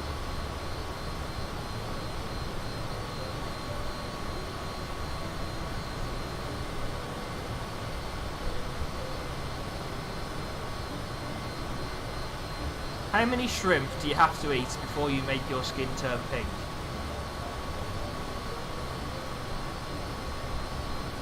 $17. My skin's already pink, to be fair, so... What is that scan occurring? That's the weather radar. So in the nose of the aircraft you've got a little weather radar, and all that is just going around, and it just, every time it goes around, it's scanning the weather ahead. That's just purely because I've got the weather radar turned on.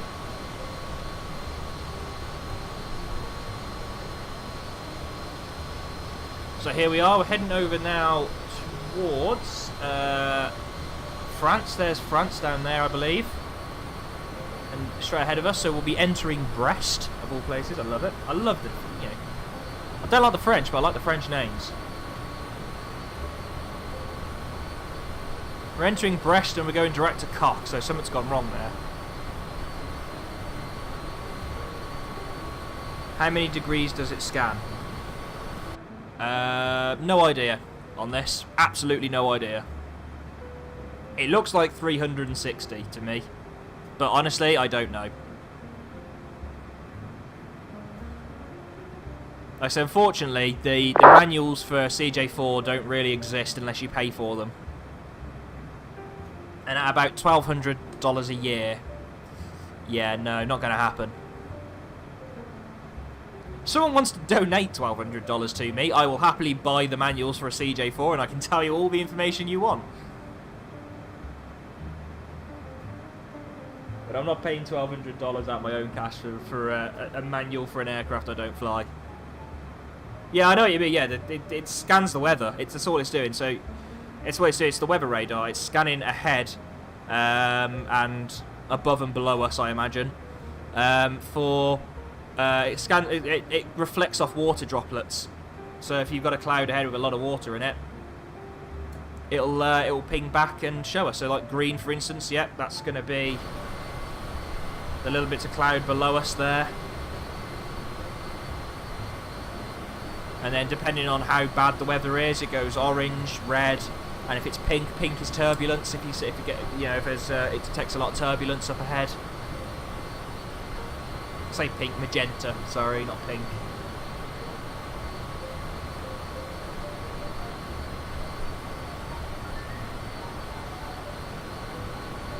How are we 2 hours into this stream already? Right, should we take a tour? Should we have a look at the paperwork? Should we see where we're at now with the paperwork? See if I can bring it up in the bottom corner, because I haven't done that yet. Let's... oh, no, wrong button. OBS, be nice to me, please. Window capture. Flight plan.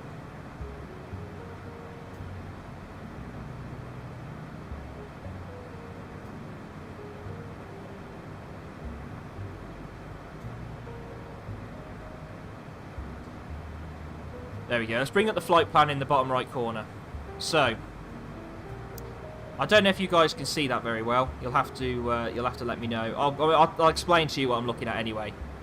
Basically, we are 9 miles from Titub. So what we do is we go through our flight plan and we find Titub. Where's Titub gone? There it is. Titub. So at Titub, what we're looking at really, obviously we'd be looking at the time, but I haven't filled that in because I'm not going to.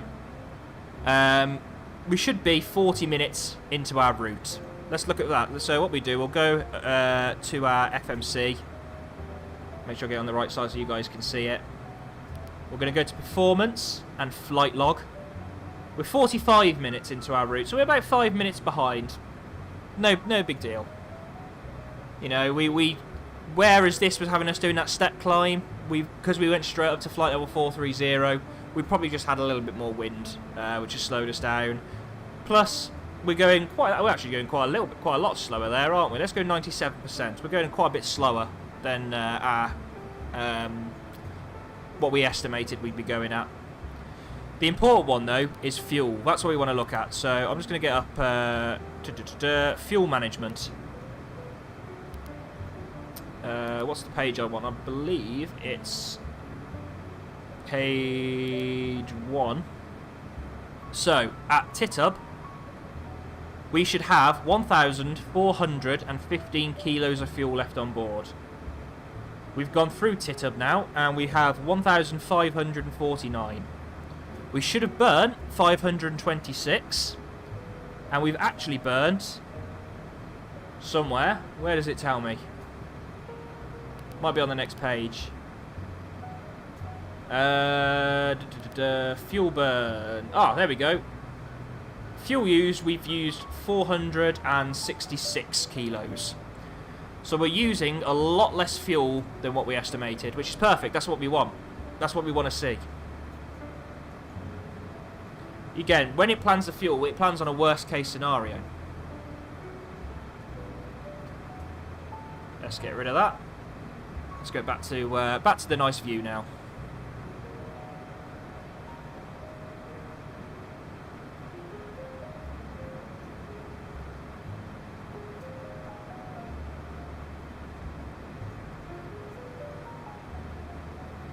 Let's go back to looking out the window, shall we? Over northern France at the moment.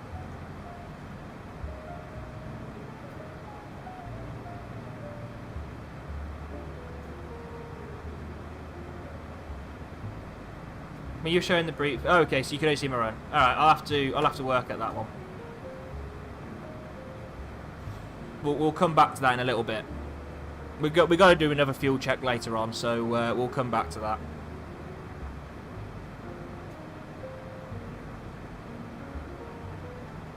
We'll do it in about half an hour.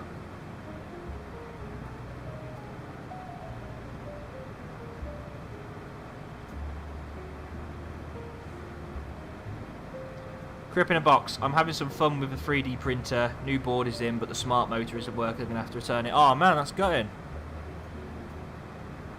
And now for some reason it can't work out how tall it is.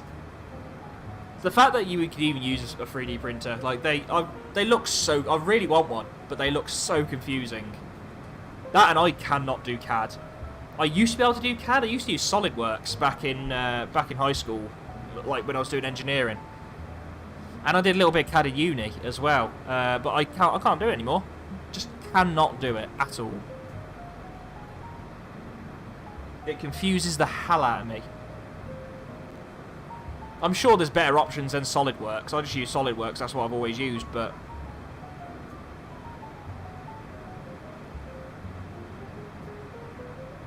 Pre-built ones are fine, but I've got custom ones, so there's no help and support. Oh shit, so yeah, it's just you gotta work. Yeah, but Dan, you're smart enough to do that, that's the thing. I mean, Dan, have you ever needed to look at a support page, really? You just sort of go, yeah, that's this. Look, it's fixed, done.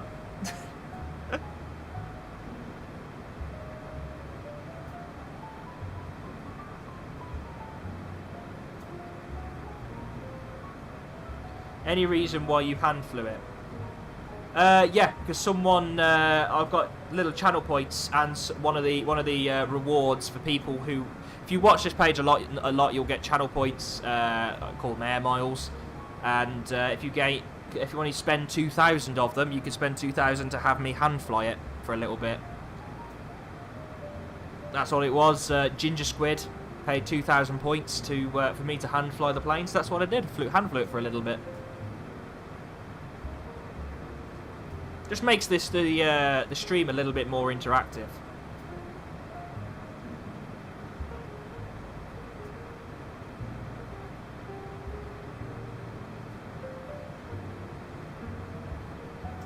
Also, I apologise if it sounds like I'm shouting a lot. I'm using my partner's headphones today because the battery was dead on mine, and the noise cancelling on hers is much better, so I can't hear myself at all, really. So if I'm shouting, I'm really sorry. What is your cost index? So we don't have a cost index on the CJ4. It's all because we've got no auto throttle or anything like that. We just hand fly it. Not hand fly it. We manually do the throttle.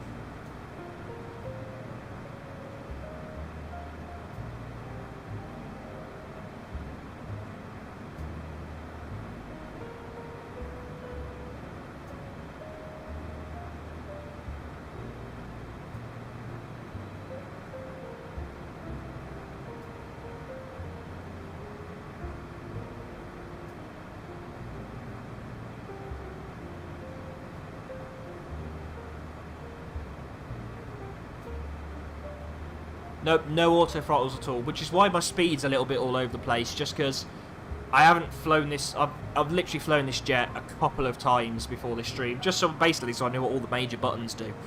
And I haven't had much of a play around, so I don't really know what sort of N1 I should be expecting to set. So at the moment I've got 95. All I'll do is just keep an eye on the speed. If it starts going too high, I might bring it back just 1% at a time, just to keep an eye on what's happening. Just making small adjustments. So what's auto throttle have to do with cost index? Kind of makes sense. So it's not directly linked, but basically, if you've got an auto throttle, the cost index basically works out the most efficient speed for your cost. So Cost index usually ranges between 1 and 100. 1 would give the most economical flight, 100 would give the fastest flight. And then what it does, it works out what speed to fly the aircraft at.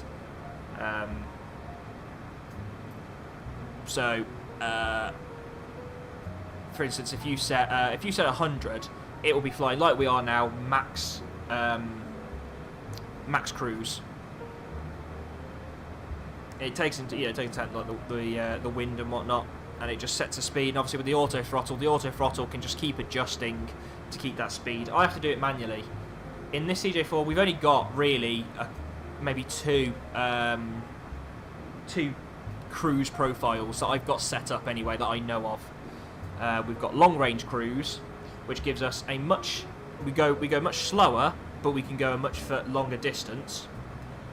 Or we've got max cruise, which is what we're at now, which is, yeah, we haven't got as good a range, but we get there as fast as we can. I'm treating this as like a business, you know, as a business jet, as a private flight. Somebody has hired me to fly this plane, essentially, and therefore they want to get there as quick as they can, so I'm flying at max cruise. We've got the range, easily well within the range. If we were going down to the Canaries or something, then yeah, I'd probably have to go long range cruise, because I don't think this would probably make it. But we're only going to Faro. It's not that far, really. I purposely picked it because it's a nice short flight, so we haven't got a huge cruise. And it gives me time to go through all the paperwork and that. So all I'm going to do now is I'm just going to bring up the VNav monitor on here, because I just want to have a look. We've got 572 miles until we have to start descending, which is fine. Once that gets down to about 300, I'll start going through the approach with you all. Go through the approach charts and whatnot.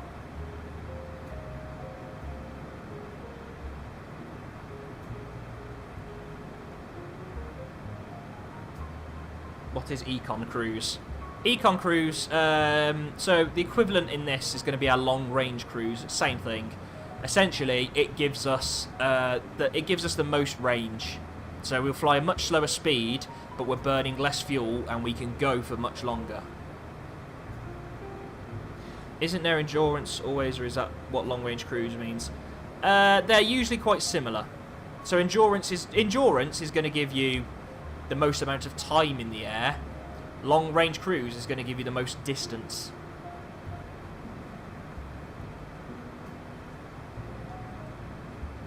And I'm sure there is profiles for this, but again, like I said, without having the full profile, sorry, the full manual even for this aircraft, I couldn't really tell you for sure what the different ones are.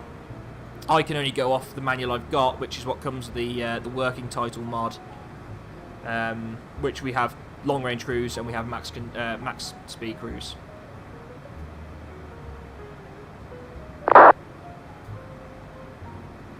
Endurance, for instance, you'd use, say, if you're in the holding pattern, it'd be your holding speed. Because if you're in a holding pattern, you want to be able to hold as long as you can without burning fuel. Because you don't know how long you're going to be there. You know, you could be in there you could be holding for a couple of hours. So that's where you'd want max endurance, because you're not doing a particularly long distance. You know, you're doing about 8 miles in a circle. But you want to be up there for as long as you can and burn as little fuel as you can use. So that would be the time to use endurance.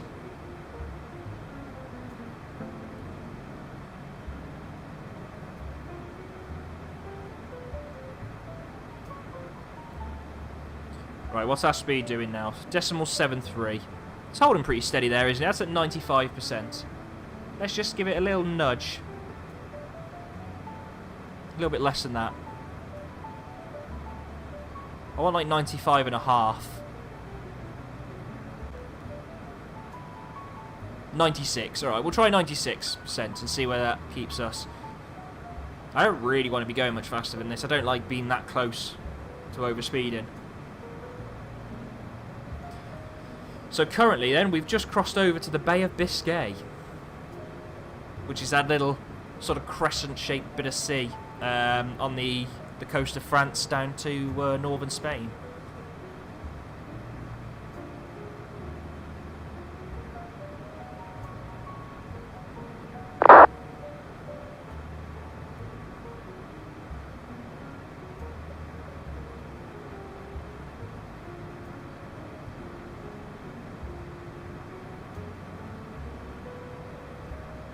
Just keeping an eye on VATSIM, make sure no controllers come online for this area. I've just noticed as well with the overlay, the ETA is not working. Again, I'm not sure why that is.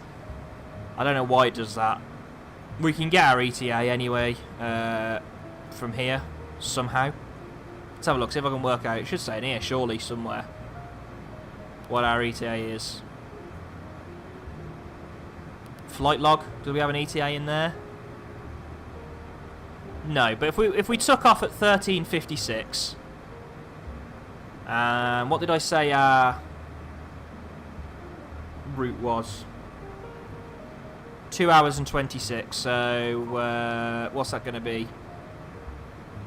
13:56. So it's going to be about 20 past 4. We land, which is about right. Actually, is what we expect.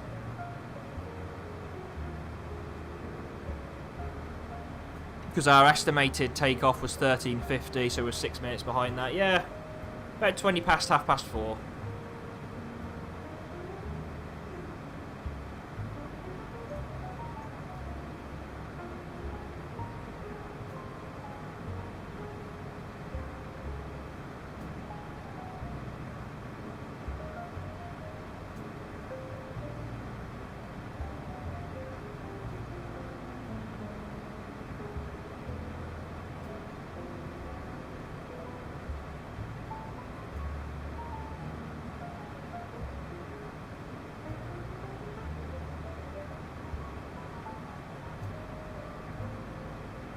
Can we do another fuel check? Alright, let's do another fuel check then. Let's have a look. Where are we?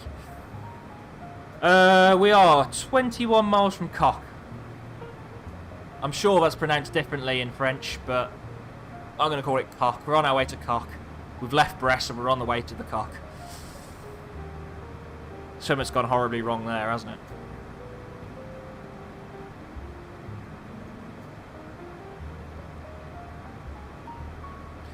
So, let me get up the chart, flight plan, that one. Let's transition over to that.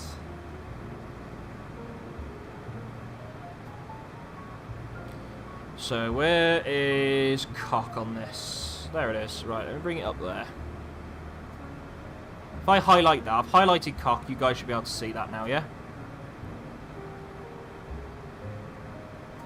So you guys can see Cock on there.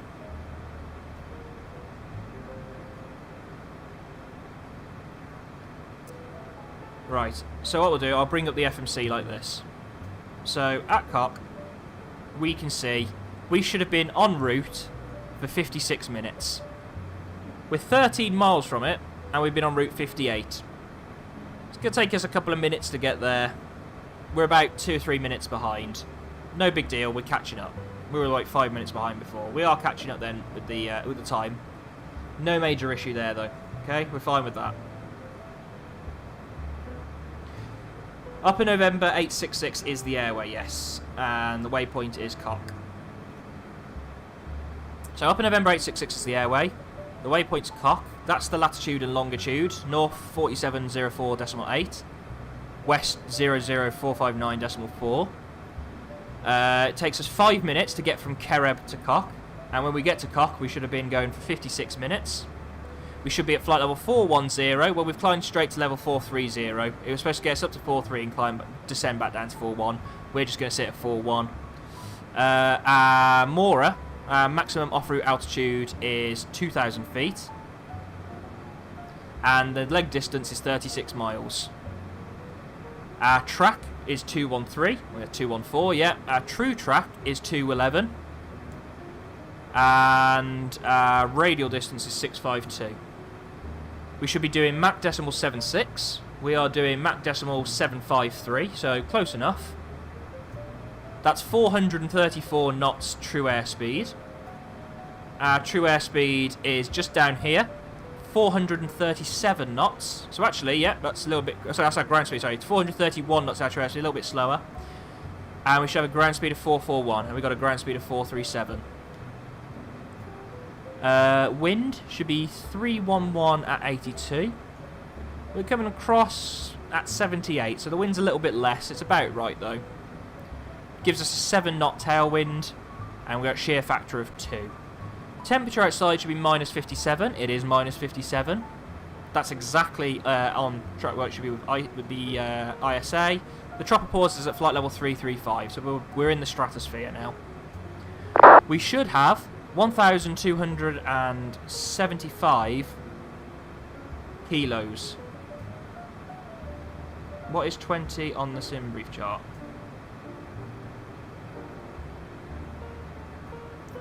The 20. Which bit are you on about with the 20? Oh, this bit here. The 20 is our Mora. That's our maximum off-route altitude. So that is in our route, either side, a few miles either side of our route now, our highest MSA is 2,000 feet. So we wouldn't want to go below 2,000 feet right now, because we could potentially hit something, especially if we're in crap weather and we can't see outside. So we need to have 1,275 kilos of fuel on board. So what we'll do, we'll open up the perf page, we'll go to fuel management, and we can see we have 1,434. We've got more than the minimum fuel we need. We should have burnt 666 kilos. We have actually burnt 580 kilos. So our burn is a lot less. We're burning less fuel than what we estimated, which is perfect, which means we should have extra fuel when we get there. We should be landing with extra fuel. And that's basically it.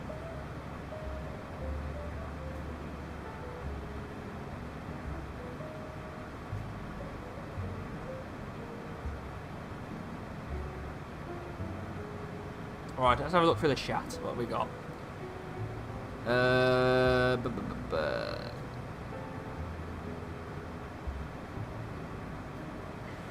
Solar Rocket, can we do a bird strike check, please? What do you mean, can we do a... should we have a look outside, make sure we got no blood splattered all over the plane? Nope, I don't see any blood. I don't think we've had any bird strikes. Right, we're good there. You should fly from cock in Argentina to dick in Brazil. You mean you don't want me to fly from big in London to dick in Germany? Go big dick. Or knob in Costa Rica. The P00, the P007. The P00 was literally just saying we are... the P00 is at the difference from ISA. So we are exactly at ISA temperature now. So the standard temperature at 43,000 feet is minus 57 degrees. So it's exactly what it is. The P007 is our wind component. So at the moment, P007 means plus 7 knots. We have got a 7 knot tailwind pushing us forward. So we're gaining 7 knots. If it was M007, it would be a 7 knot headwind. Center console is compass route and center number left is arc option. Why do you have that set up? Why do I have that set up? Compass is quite nice because you can see exactly how far off track you are. So it's quite nice to have that up. But this is my primary flight display. This is the one I'm looking at the most, and I like to see exactly where we are in relation to each waypoint. That's why I would have that.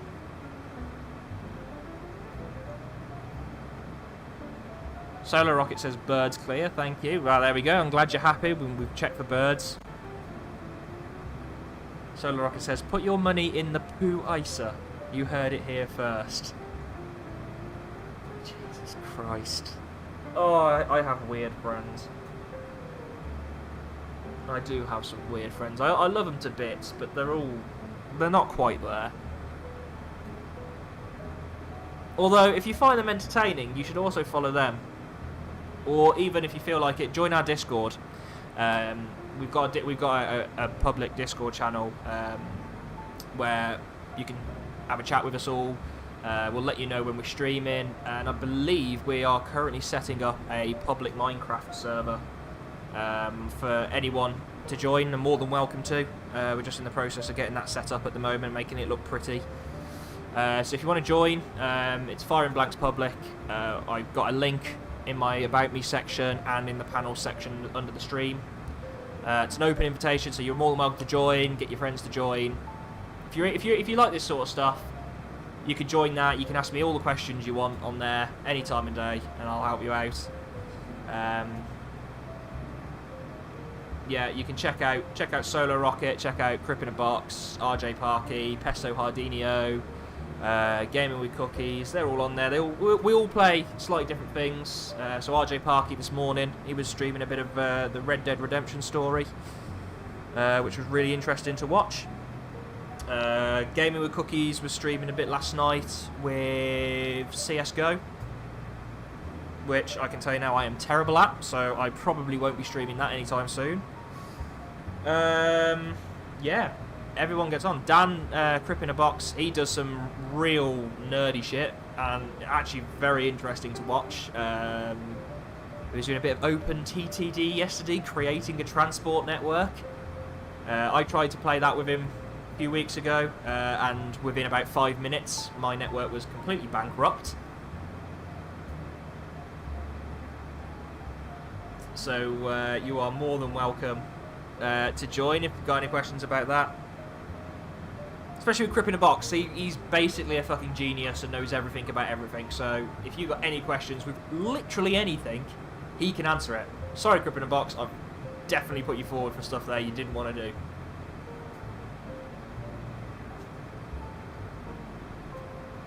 Ginger Squid says ExpressVPN. Yeah, she's right. I mean, I should really push that more. So I have got an ExpressVPN affiliate. I don't know the link. That's the problem. I need to sort out that because unfortunately it's not ExpressVPN/Nightflight. I'm really disappointed. So I need to sort out how to get ExpressVPN-Nightflight. But I have an ExpressVPN affiliate.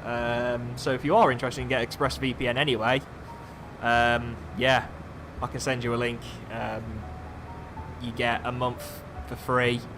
For after that, it's like less than. I think it works out like less than £7 a month. It's surprisingly cheap actually, and it protects your data. Access Netflix for other countries. So if you're in the UK, you want US Netflix because they got some better shit on there. You can connect as a US on a US server, and it will pretend you're coming from the US. Solar Rocket says you will regret this. You won't. You're not going to regret joining our Discord. I'm not going to regret it. I probably will. Dan might. But yeah, honestly, join our Discord. It's a good laugh. Everyone there's a good bunch of people. We'll, yeah, help you out with anything you want. Stream anything you want as well. If there's anything you actually want to see us stream, you are more than welcome to request it. Crip in a Box says he has a bizarre amount of knowledge plus a black belt in Google Foo. He really does. So, I mean, especially when it comes to microphones and shit like that, he's got my fucking setup sorted for me ridiculously well. Like the noise cancelling and everything, because I used to use NVIDIA Broadcast, the RTX voice thing, and I used to have so many issues with that. And Dan set up a whole nother thing that I don't really know what he's done, but he did it and it works, and that's all I care about.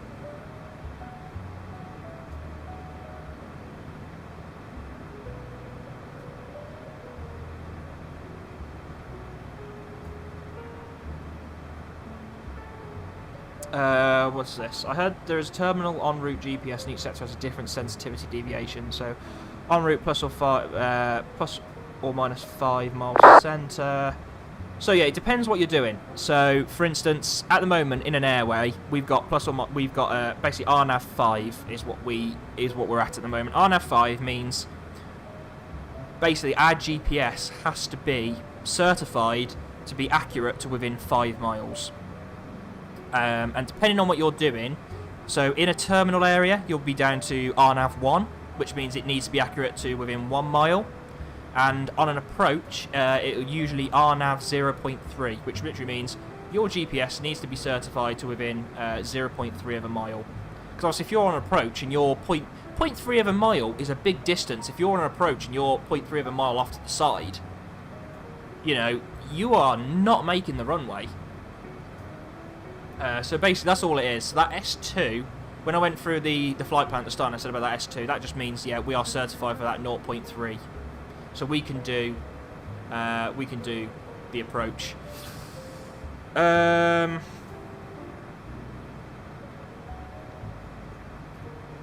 So here, full scale deflection is, I believe, is that going to be 5 miles? Someone correct me if I'm wrong, because I don't know with this aircraft. I would assume, so 2 dots, full scale deflection here is going to be 5 miles off. So if that pink line in the middle went suddenly over there, yeah, we're more than 5 miles off track. We need to get onto ATC because they are going to give us an absolute bollocking very quick, like very soon.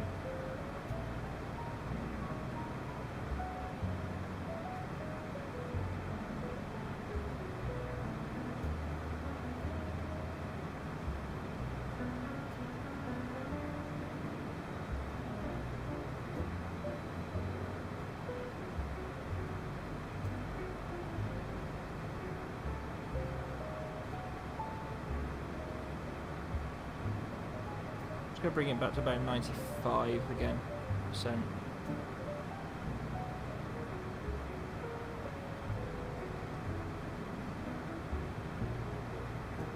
So if the on target is 0, then being minus would be -1, being plus would be +1. A 0.3 mile is the difference between landing at Heathrow and landing in the reservoir. Exactly, that's just it. Yet legally, to do the approach, your GPS only needs to be accurate to within 0.3 of a mile. I think the idea is basically, for an RNAV approach, that the airport has to certify that if you're 0.3 of a mile off either side when you get to minimums, that you're not going to hit anything, essentially, that it's safe to be with 0.3 of a mile out. Obviously, once you get to minimums, if you can't see the ground, you go around. If you can see the ground, you'll see, oh shit, runway's over there, and just turn to get on it, or if you're that far off, probably go around anyway.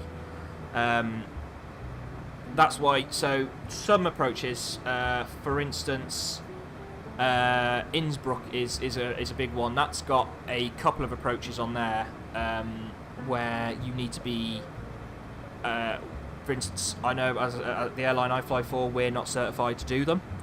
The aircraft has to be certified to a much smaller radius, but then they can create quite tight turns and stuff as part of the approach, and they can bring the approach quite close to hills and things like that, because if you're within, say, 0.15 of a mile, they know, obviously, you're not going to hit that hill. If I recall correctly, clockwise deviation is plus, anti-clockwise. Yeah, that's basically it. If you're in kind of your plus or minus a heading, you're either left or right of it.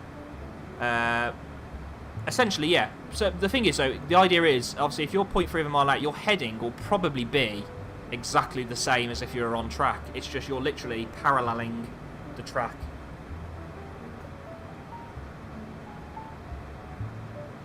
Beep, beep, motherfucker! Who was that? Dr. Kevin MS. Thank you very much for the follow. How are you doing? I hope you're having a good day.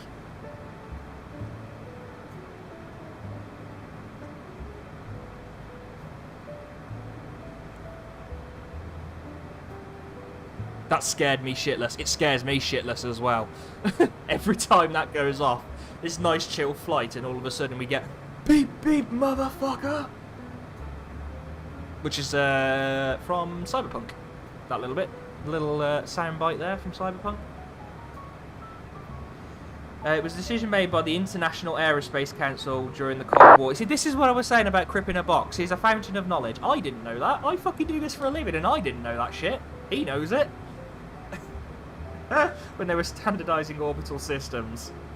What does this calculation RAIM? Or is RAIM just making sure you're not losing? So RAIM is literally, yeah, it's, you need to be connected, for GPS to work, you need to be connected to, I believe, 4 satellites. I think it's 3 with 1 redundancy.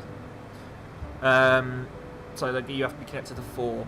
You'll use RAIM to make sure there's going to be no outage. There's no planned outages of satellites as during your flight.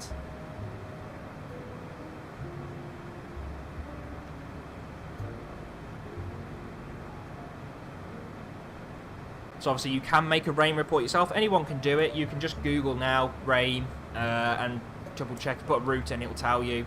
That flight plan at the start has it on there. It will give us a notification on there if if there's going to be any planned outages. And obviously, if there is, you plan a route where you're not going to have those planned outages. Right, how far we got to go now till top of descent? That's what I was looking at before. Wrong button. I wanted VNav monitor. 400 miles. Okay, let's start going for the approach. Let's have a look at the approach then. So, let me just get the latest weather for Faro.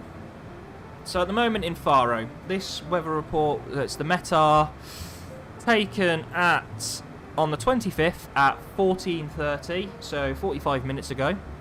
The wind was 260, so coming from the west at 16 knots.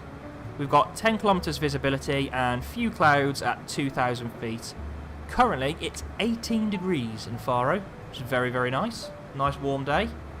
Faro sounds lovely. Actually, I've always wanted to go to Faro. You do a landing there, it's beautiful. You'll hopefully be able to see how nice the approach is into Faro over the water. So at Faro, we're expecting runway 28 at Faro. So I best get my charts up so you guys can see. We're expecting the Genro 6 Alpha. Let me just pin those so I can always find them. ILS Zulu, runway 28. Airport taxi information. Parking stands.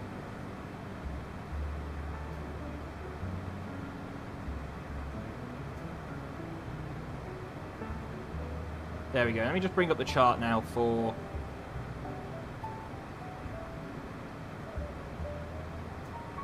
Dr. Kevin MS. Hi all, I'm a doctor in real life, but I'm also interested in aviation. Ah, nice to meet you. That's one job I could never do. I couldn't be a doctor. So, fair play. I could not be a doctor at all. I don't like medical, so I'm a bit grossed out by blood and people's problems. People in general. Right, yeah, shit, work. That's what I was doing. Right. Let me just put the chat over this side so I can see what... Oh, no, I can't have the chat over there because I got to show you. Right. I'm not going to be able to see the chat for a little bit. So, what we do, we're expecting... We come into here. Departure and arrivals. We're expecting the Genro 6 Alpha. ILS runway 282. EGBB transition. So EGBB is the point from where we switch from the arrival to the approach. We switch from the start to the approach. So I'm going to follow what's called a Delta brief, very specific to one airline, the Delta brief. I'm not going to say which, but yeah, a European airline. It's a very good way though of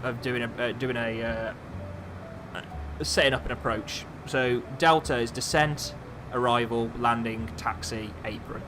So for descent, we want to basically go to our performance page,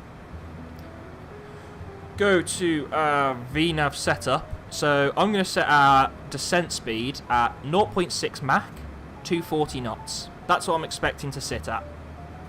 So we'll have to slow down a little bit for the approach. No issue there at all. Transition level, flight level 65. The transition altitude, is it on any of these? So normally ATC would give you the transition level. Unfortunately, it doesn't look like... transition altitude is 4,000 feet. So we'll take a guess. It's going to be around flight level 55.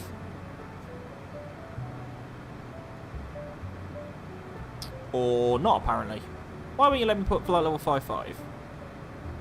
You do. Right, okay. Speed restriction of 250 knots below 10,000 feet. And we're going to be following a 3-degree glide path. 3-degree approach path all the way down. So that's the descent page. Next, we want to plan for the arrival. So, what we do, we look at our chart. We've got the chart for Faro. It's page 10-2, affected from the 23rd of May 19.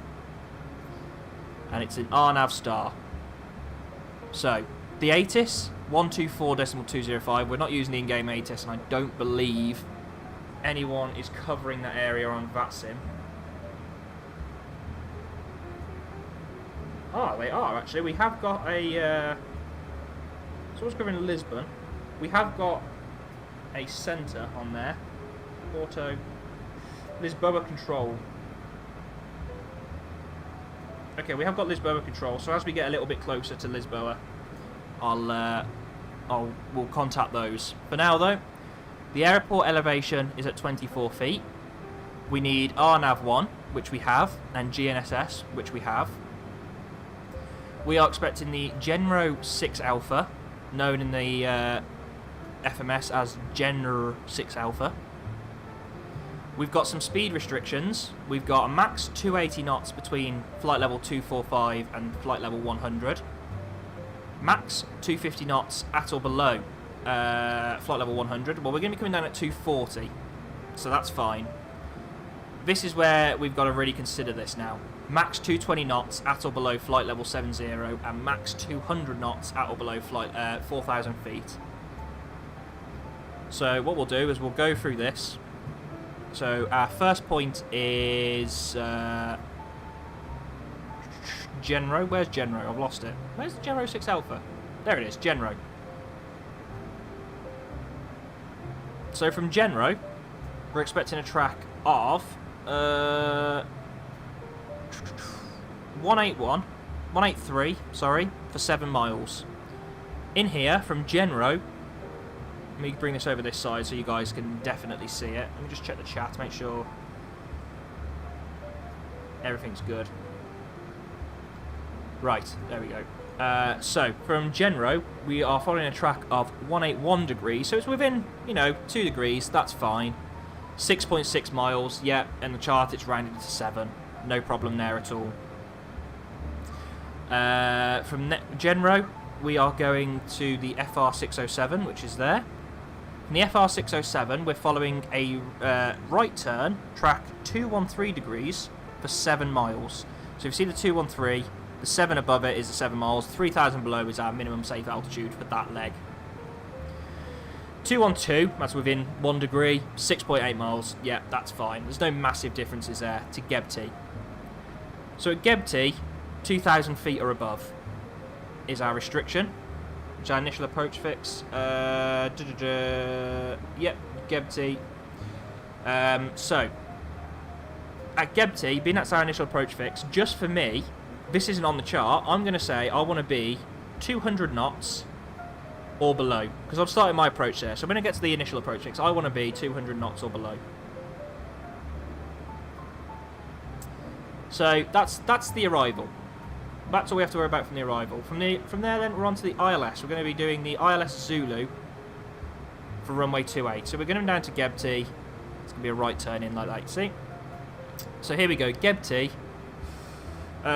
It wants us at, what's that, 3,000 feet or above? It wants us at 3,000 feet there, doesn't it? Let's have a look.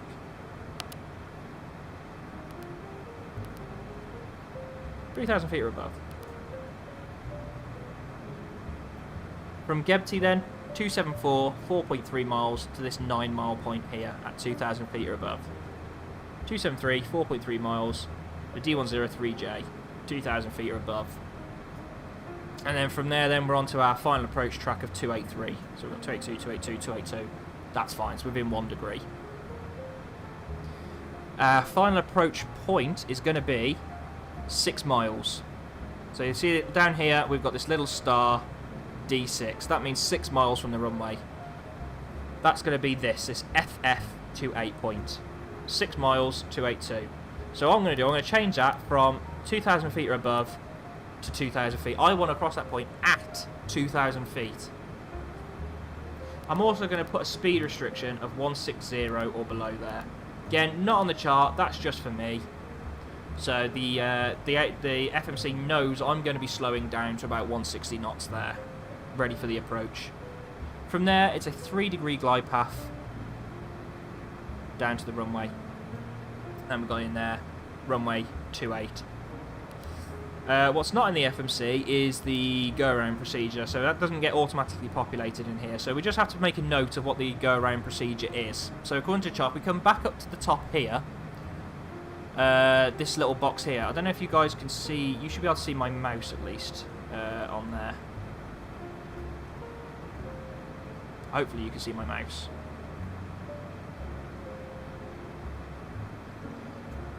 So the missed approach procedure, I'll read it out. It's climb straight ahead to 3,000 feet.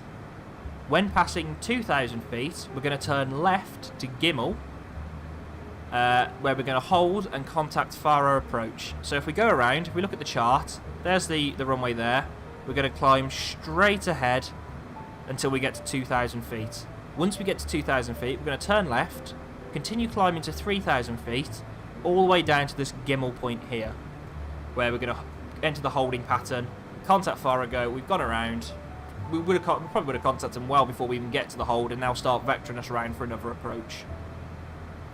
If we were to do a missed approach and we lost comms, we have to squawk 7,600, climb straight ahead to 3,000 feet, when passing 2,000 feet, left turn to Gimel, enter the hold, make one complete holding pattern at 3,000 feet, then proceed on the 188 radial from Victor Foxtrot Alpha, which is the Faro VOR, inbound to the VOR, then 099 to EGBB to perform another ILS. So what we'll do here is, if we were to lose comms, we go around as before to Gimel, enter the holding, we do one holding pattern, so we'll come in like this, do one holding pattern, then what we'll do is we'll go from the inbound, we'll go straight out till we reach the Faro VOR, make a left turn and go outbound to EGBB, do a 180, come back in for another approach. That's if we lost comms.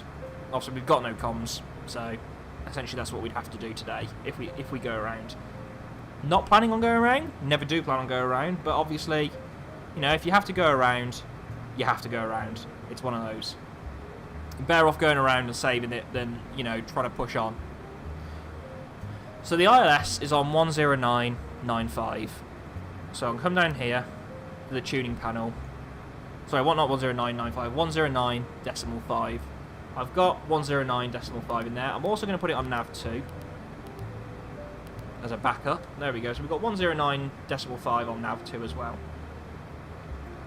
Final approach course 283 we've checked in the FMC. That gets set on this aircraft, gets set automatically when we switch over to nav, and it picks up the ILS when we switch over to nav1. Everything else is in there. The only thing really now we need to really consider is A, the MSA. So within 25 miles of the airport, as we can see, we're coming down in this sector here. So initially we're going to be in this 3,500 at MSA, then down to the 3,000 feet MSA, and that's where we're going to sit for the approach. As for minimums, we're doing a Cat 1 ILS, straight in landing runway 28. We're doing a full Cat 1. We're not just doing a localizer approach, we're not doing a circle land, we're not doing a Cat 2. So category 1, we have got a missed approach altitude, sorry, a decision altitude even, of 218 feet. That is exactly 200 feet above the runway threshold. We need a minimum visibility in RVR, which is a runway visual range, of 750 metres. So that's stood on the runway. You should be able to see straight forward 750 metres. Today, we've definitely got that. It's a lovely day down in Faro. We've definitely got that. So what we need to do is 218 feet. What we do on the approach, we come down. When we get to 200 and, well, it's going to be rounded up to 220. When we get to 220 feet, if we can't see the runway, we have to go around. So we need to see the runway by 220 feet. So what we do, I'm going to come to the refs menu, scroll down, it's a barrow. So we've got RA, which is radio altitude. That uses a little transmitter on the bottom of the aircraft, sends out pulses, they bounce back, and they tell you exactly how high above the ground below you are. We're using barrow, which is based on pressure. Based on sea level pressure. So we want to set 220 feet. 220 feet set in there. Lovely. The other part of landing is we need to now set up the performance. So I'm going to come to the performance page of the FMC. I'm sorry if there's lots going on in chat. I can't see chat whilst I'm doing this, so I'll come back to chat and any questions you've got once I finish setting up. I'm going to hit approach, and we get this page here. So what this is asking us now is to fill in the information, and it will work out what speeds we want to approach at, what speed we want to land at. So we got the weather. I did pick up the weather for Faro. And it's currently 260 at 16 knots.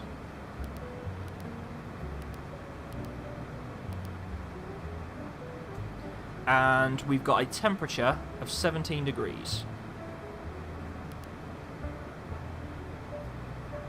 We've got a QNH of 1019er.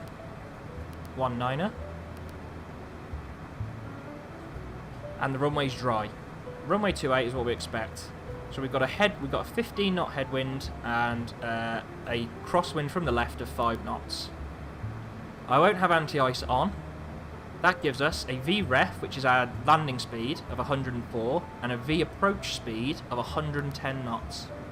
Hit send, complete, and what that does is that sends it to here.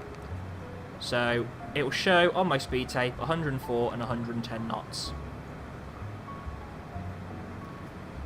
So that's it. That's the landing. So what are we going to do after we land? Well, let's have a look. Let's go back to the charts.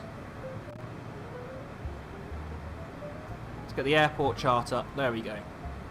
So we're landing on runway 28.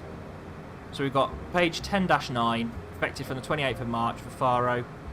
Oh, a little bit of turbulence. I'm just going to bring the speed back because we're a bit close to the VMO there. Just getting a little bit bumpy, that's fine. So, Faro, and this is the airport page. We're landing on runway 28. I'm expecting to park on this northwest apron here, outside all these buildings, outside the little staff cafe where you can go in and get some little pastel de natas. They're beautiful, handmade by the little old woman in there. They're about €1 each, but they are worth the money. So, we land on runway 28. I'm expecting to vacate at Foxtrot here. So my taxi routing is going to be Foxtrot, left onto Alpha to enter the apron here. To park on stand, anywhere really between 202 and 212. Well, what we'll do is when we get down there, there's no controller covering that area. So we'll have to just look out for ourselves and we'll just pick one that's empty. You know, it's as about close to real life as we can make it. And that's basically it. That's the approach set up, ready to go. So let me just bring up the chat again, so I can see any questions that you guys have. Fuck, you know, you guys have been busy chatting.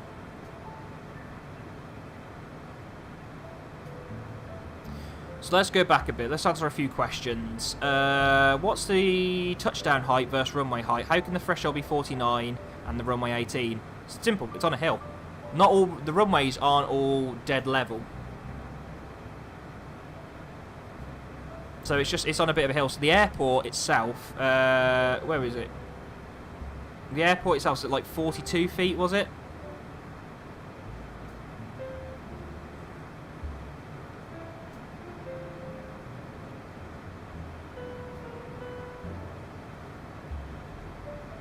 And yeah, touchdown's a little bit higher. It's just because it's, you know, it's not perfectly flat. Where are we?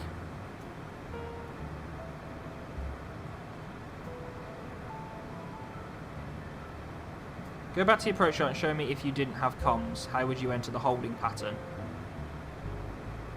So, let's have a look. It's been a long time since I've had to enter a holding pattern.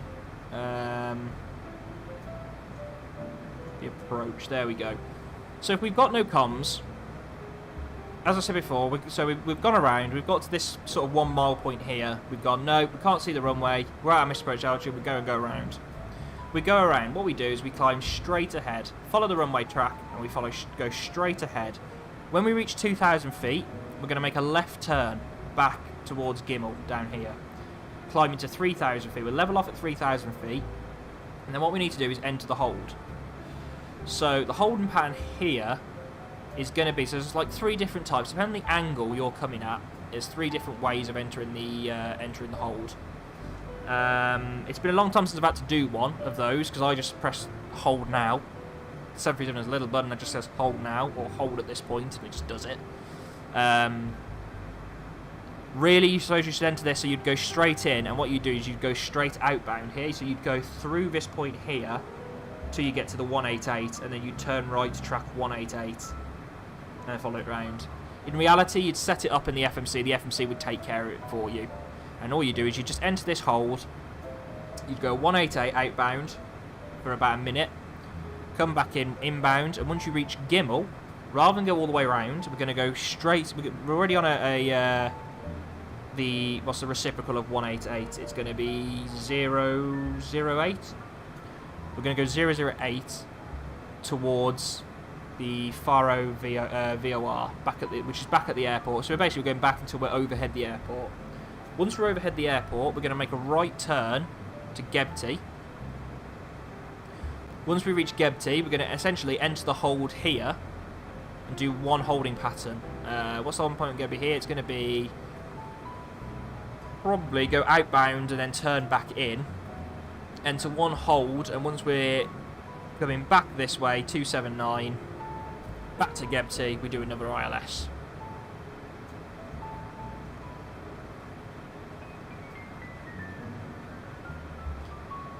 But I have to be honest, as for the names of the how to enter the hold and that, it's been a few years since I've had to do that, so honestly I couldn't tell you which, probably parallel I think is the one, isn't it?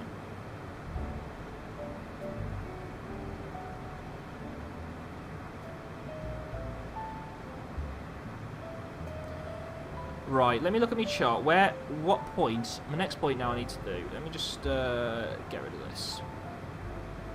In fact, no, you know what, I'm going to keep it up for a second. So at the moment, this is our path here.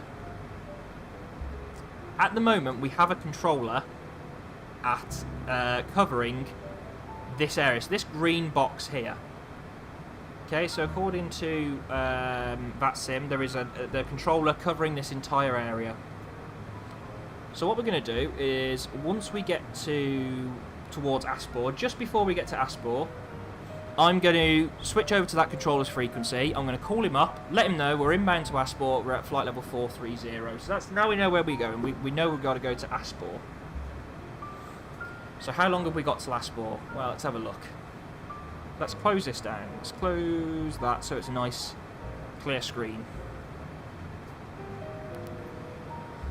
So we are inbound to Aspor now. We've got 63 miles. So it's no point calling him in yet. We're a bit too far out, really. But we will contact him. We can wait for him to contact us. But we'll take the proactive approach and we'll contact him.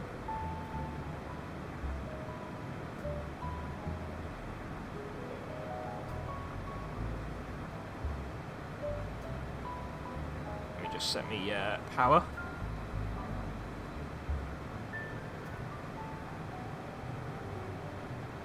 Let's have a look. Let me just quickly have a look at the chart myself.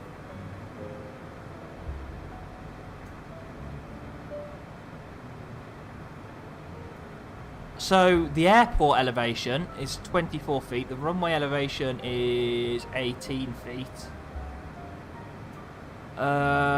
Touchdown elevation, where's that on here?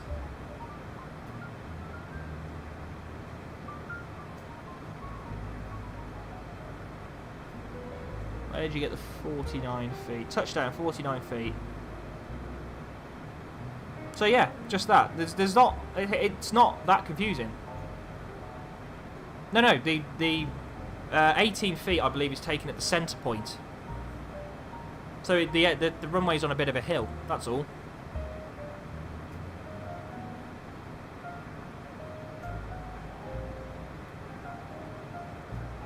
Yeah, it's not perfectly level. Nothing is.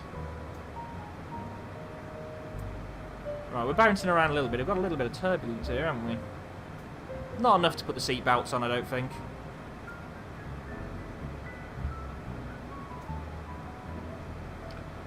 This turbulence will be back in the weather charts. Remember we saw those jet streams going across. Now they're quite a lot below us, but we'll probably find just as we're passing over the top of those jet streams, we're just getting a little bit of turbulence off them. Are you allowed to contact early? What's the rules for that? What's the significance of transition altitude, and what distance do you have to receive transition? Okay, so we can contact earlier, but there's no point because we're too far away. We're still going to be, ages till we get there. In real life, we would be talking to a controller now anyway, so they would pass us over automatically. Obviously, VATSIM, I'm completely new to VATSIM. This is like one of my, probably my second or third attempt at VATSIM. So I'm not 100% sure what the rules are in terms of when we should contact them as far as their rules. I will contact them before, just to try and be a bit proactive, but I'm not going to do it probably until about 10 miles before. Maybe 20. I'll tell you what, we'll go 20 miles. It gives him plenty of time to get to know we're coming then, doesn't it, really? What's the rules for that? What's the significance of the transition altitude? So the transition altitude is the point at where we're no longer going to be at a flight level, we're going to be at an altitude. So if we've got a transition level of 5.5, anything above flight level 5.5 and above is going to be a flight level. Anything below will be an altitude. So it's a difference of whether you're on standard pressure or QNH. And we know the QNH was 1019. So what I'm going to do is I'm going to set 1019 just on my standby, just so we can see. So this is the difference we see. So at the moment we're on standard pressure. Everyone in the world above a transition level is going to be on standard pressure. We are at flight level 42920. Well, we're dropping a little bit because of the turbulence. No issue there. But our actual altitude, we're actually 43,100 feet above the sea level. Now, obviously, if someone was coming from somewhere else and had a very low pressure, we could very quickly be at the same level, despite the fact our altimeters say 1,000 feet apart. Why do you have different transition altitudes in Europe? No idea. I like the USA's version, that it's always 18k everywhere across the US. That is brilliant. Why we don't have that in Europe? I don't know. It's a stupid design, but we have it.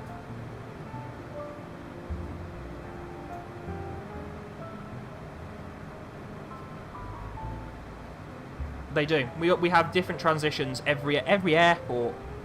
So, for instance, Gloucester and Brize Norton. Gloucester has a transition altitude of 6,000 feet. Brize Norton has 8,000 feet. They're next to each other. You know, it's ridiculous. Oh, we're being contacted on VATSIM. Please contact me on 125. So there we go. He's contacted me before I've contacted him. So he wants me to contact him on 125.55.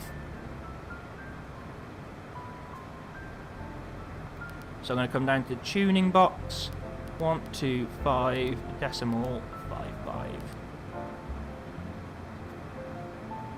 Oh, wonderful. That's lovely. Can't understand a word he's fucking saying. Lisboa, hello. November 525, Whiskey Tango, flight level 430, inbound, hello.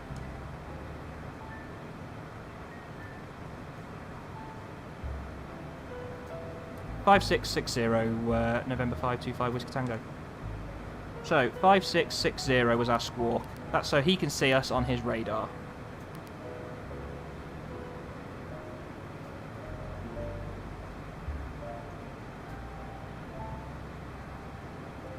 What the fuck was that?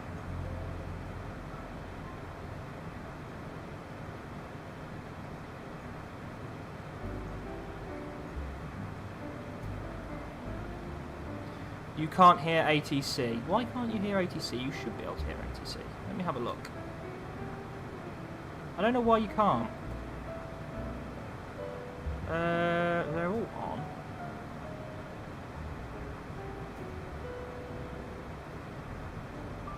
second.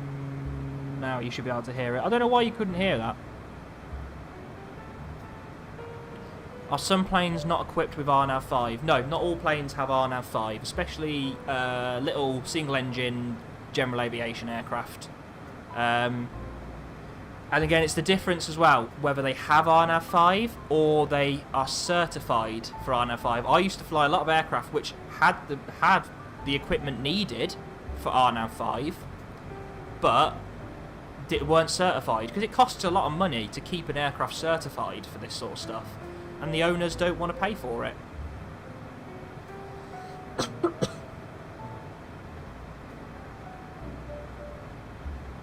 Where are we? So we're just at Aspor now, 8 miles from it.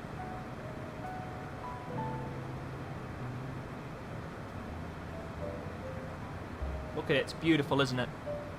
Pretty clouds. I don't want to pay for it. Do you, Crip the airline tycoon?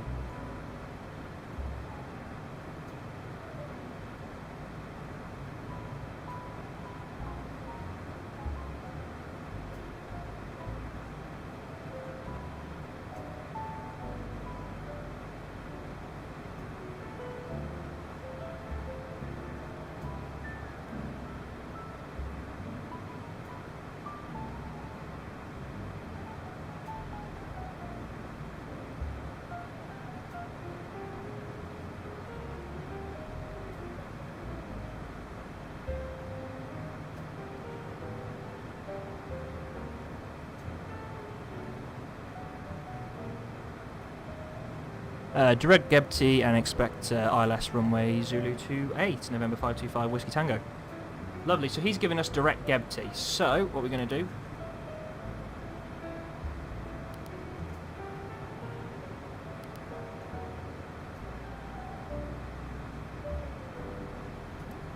we'll take flight level 410, November 525, Whiskey Tango.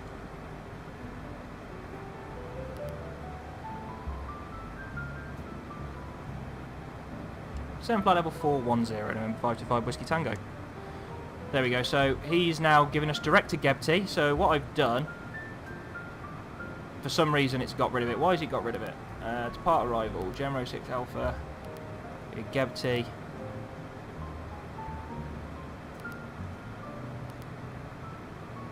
Why is it not taking us direct to Gebty?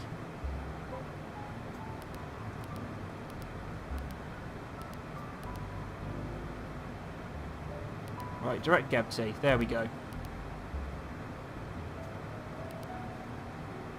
Sorry, I don't know what happened there. It went a bit nuts, didn't it, for a second? Let me just put in 160 there and 200 there. And we need to descend now to flight level 410. So we're going to set 410 in our altitude window. 410. And I'm just going to do vertical speed. I'm just going to go down about 1,000 feet a minute. I'm just going to bring the speed back slightly as well, so we don't want to overspeed.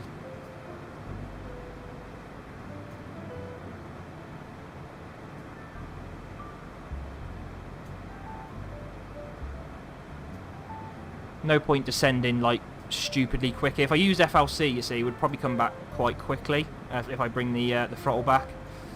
I don't want to be doing that, so I'm going to come down to 410. Yeah, I don't know what I did there to somehow fuck up going to Gebty, but there you go. Gebty's in there.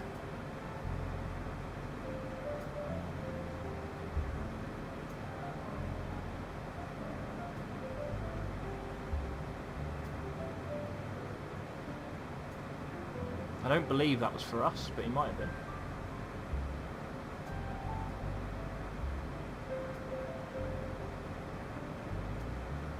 No, it wasn't for us. I was going to say, I don't think it was for us.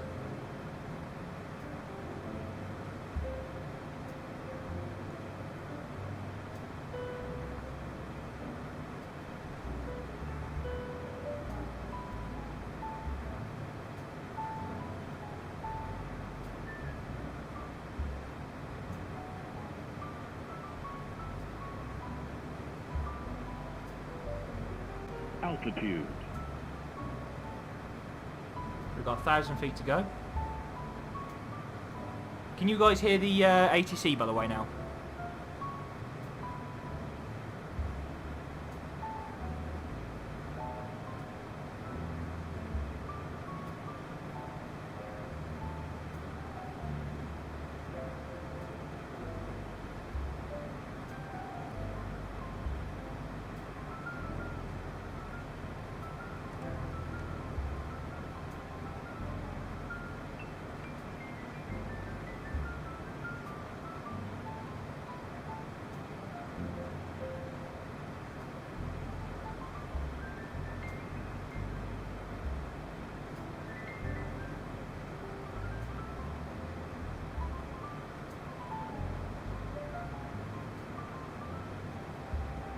Can't hear ATC. Why can't you hear ATC? That's really confusing.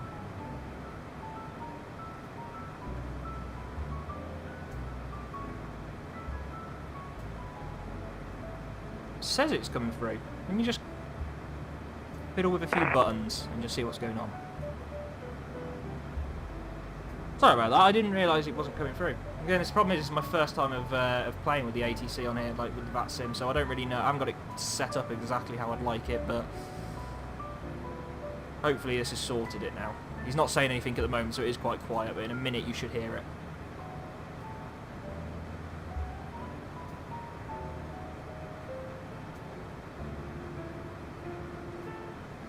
So we've levelled out 410, which is what he asked. And I'm just going to see, is there a way in here of setting 410? VNAV waypoints maybe? No. Oh, there we go. Let's just reset the cruise altitude to 410.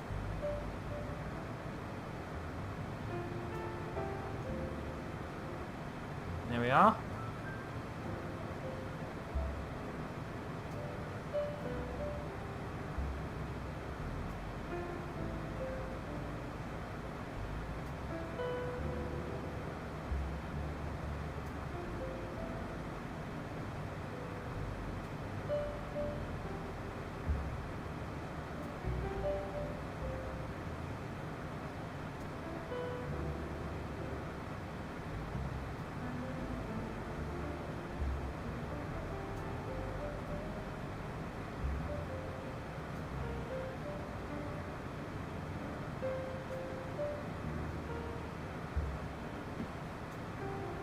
Oh, it's a little bit bumpy. Can we do a flight in a 737 while you talk us through a book like this? What is this book? Boeing 737, the world's jetliner. Fucking hell. In fact, for anyone who is in, you're gonna hate this sort of rocket because you've actually just made a very good point there. For anyone who's actually learning to fly or is interested in this type of stuff, a very good book I can recommend is a book called Handling Big Jets. Let me just see if I can just find an Amazon link to it.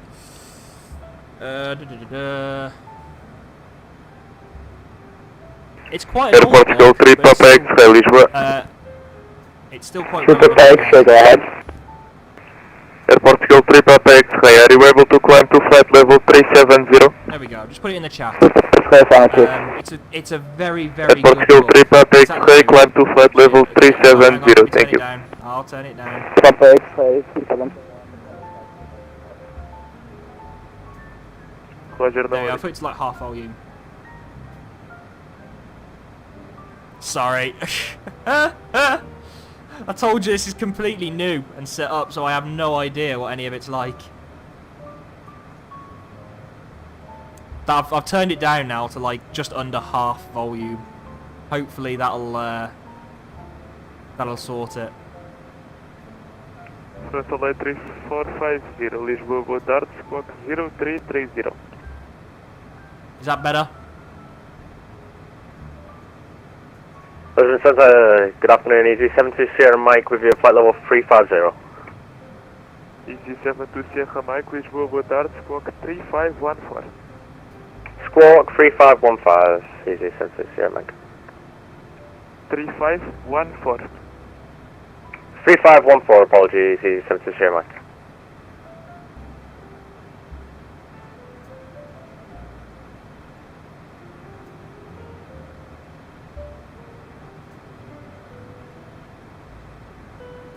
EG7 to Sierra Mike, identified flight level 350, proceed direct, upcut, expect ILS approach, runway 21. Direct umpire, expect ILS to 1, EG7 to share Mike.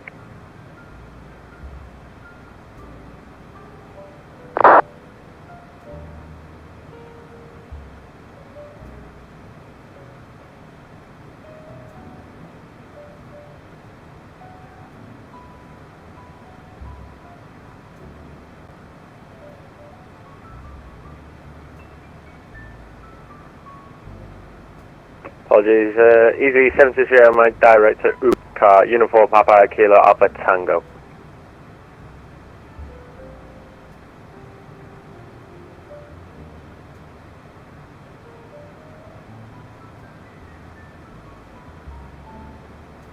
I'm sorry, there's not too much to look at in terms of view at the moment. It's just Russell clouds 3450, everywhere. Lisboa, Roger, identified flight level 196, maintain It'll be a nice highest day once speed we land. possible.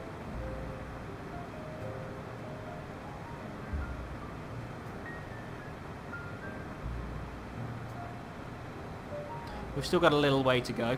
And Russell 3450, proceed direct to Abus.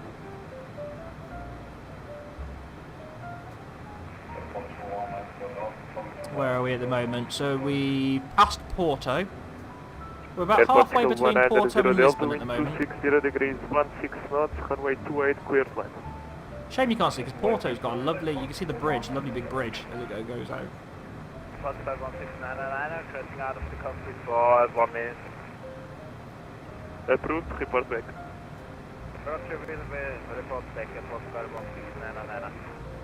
And Musketeer 6 Charlie Mike is back in the cockpit. Welcome back. Decision altitude and height is This better is than an NDA. EG7 it's just share different. Mike, So just decision confirm height which and runway decision is in use at altitude is based EG7 on a to precision Sierra Mike, approach, such as an runway ILS. 21 in use, So you'll, information echo current. let me turn him down a little bit, because even Yeah, if I can't just really confirm, man. talk over him. There we go. Yeah, so basically, decision height is given to like a Cat 2, Cat 3 ILS. Decision altitude to a Cat 1 ILS, depending on whether you're using Radout or Barrow as your minimums.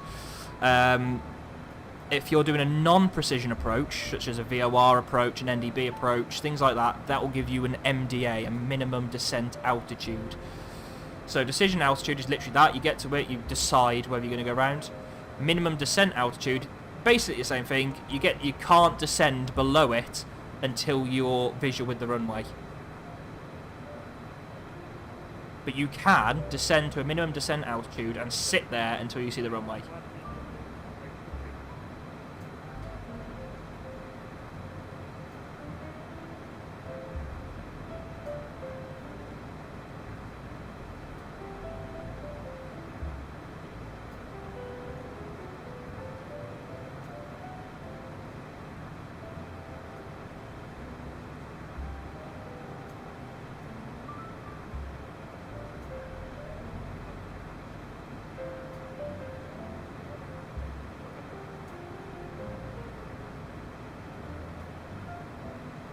Oh, it's lovely and chill, isn't it?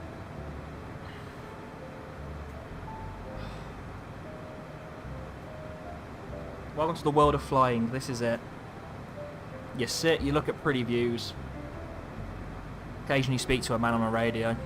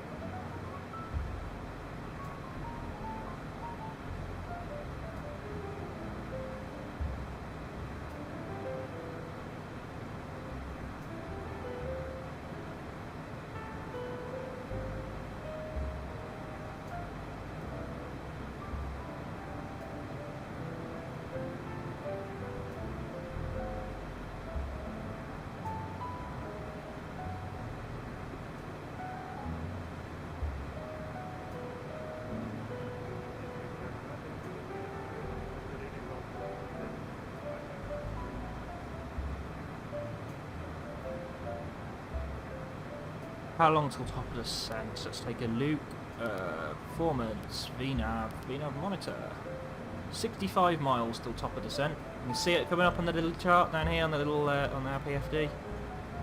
Top of descent is coming up. So as we get a little bit closer, we'll ask him for a descent. If he doesn't give us one automatically.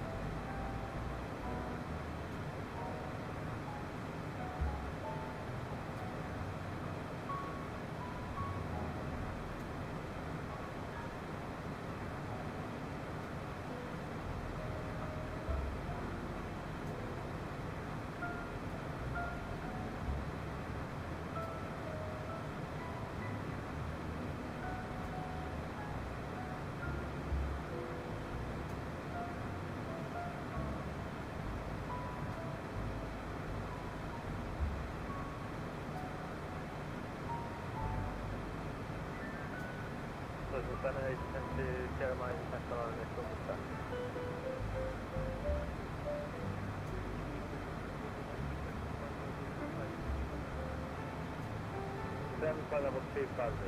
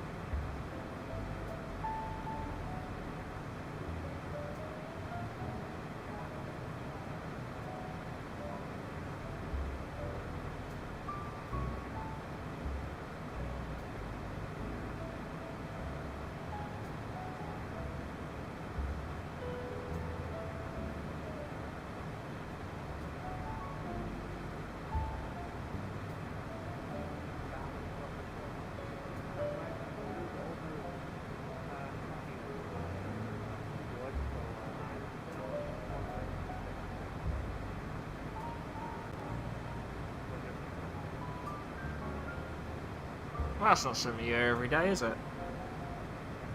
Spilt coffee over his keyboard.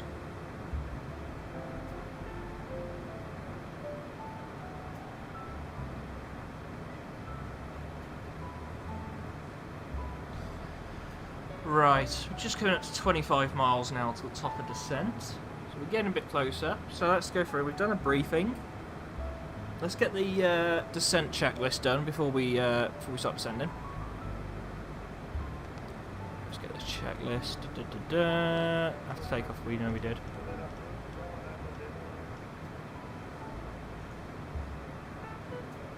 Descent. So pressurization, we can't do in the mod. Ice protection as required, that's fine, just the pitot heat's on for now. Altimeter set and cross-checked. So we've got 1019 set here, we're still at an altitude, flight level, so I'm just going to keep that there for now. Exterior lights as required. Beacon, nav and strobe. I'll put the landing lights on once we get below about 10,000 feet. So, landing light when we're cleared for approach even. Cleared for landing! Let's get there eventually.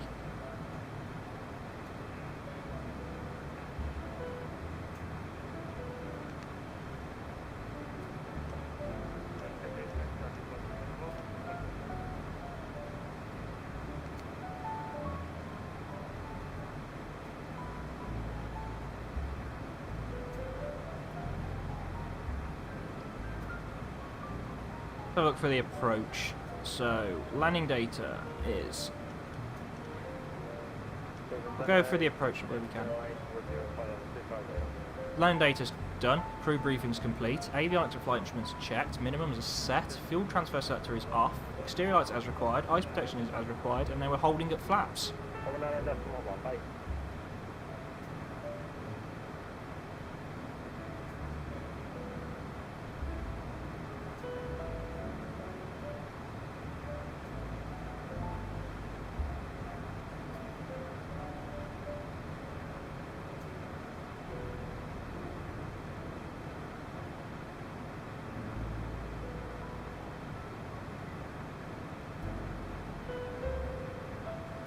Right, I suppose we should start asking for our descent. November 525 Whiskey Tango, standing by for descent.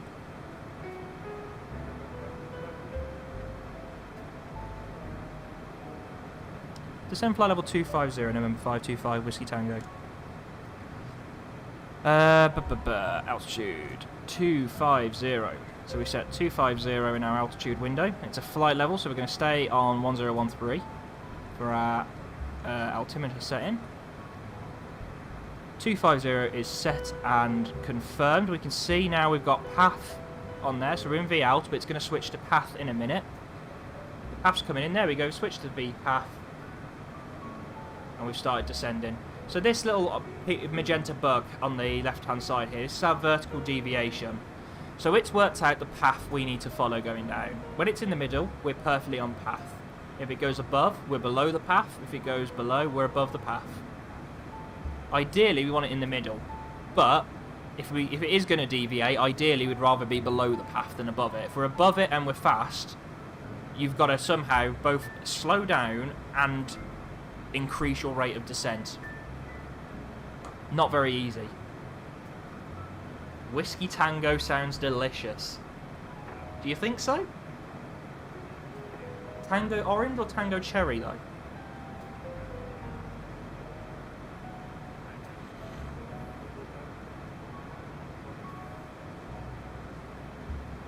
So I'm just going to adjust the throttles now to hold a speed of around 240 knots. Tango orange, lovely. Can you show the glide path magenta? Right, that's just this one on the right hand side here. So here's our altitude tape. Just left of that, you've got this 4 dots, a line in the middle. So it's the same as when you're on an ILS, this will also be your glide path. So at the moment, we are it's worked out the path, a 3-degree path, all the way down to the runway. At the moment, we are perfectly on that. If this pink magenta bug here now was to go up to 1 dot or up to 2 dots, we're below the path. If it was to go down, we're above it. At the moment, though, we're perfect. The same applies to this little horizontal one here. This is our lateral deviation, left or right of the path. At the moment, we are smack bang on the path. Exactly what we expect. On the vertical speed tape here, at the moment you can see we're descending at 2,380 feet a minute. This round magenta sort of donut here, if we were to sit now at what that says, we would basically follow that all the way down to the runway. And that's it. That's really it. So he's descending us down to flight level 250. For glide path and lateral. So lateral, it's going to be 2.5 miles, I would have thought. And until we switch to RNAV1, in which case it's going to go down to half a mile. And vertical, I believe it's plus or minus 75 feet in total. So 2 dots would be 75 feet, I believe.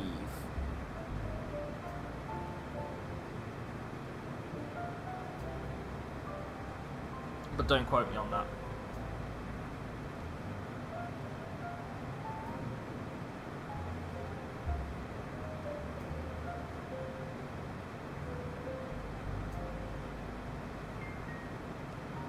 So we're holding about 240 knots now, all the way down.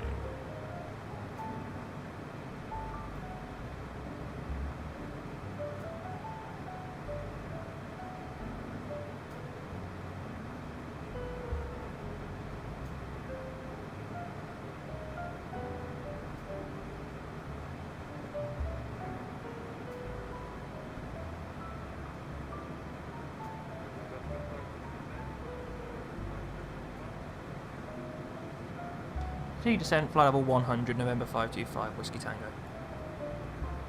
So, flight level 100.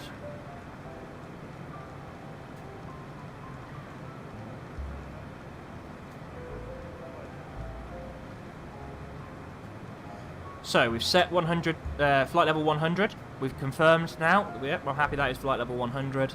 And we're going to continue down, all the way down to there now.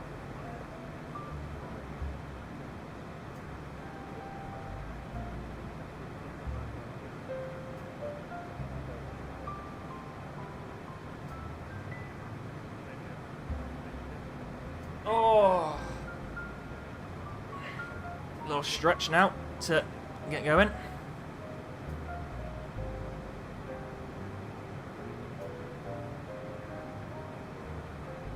Nearly made it, we're nearly there.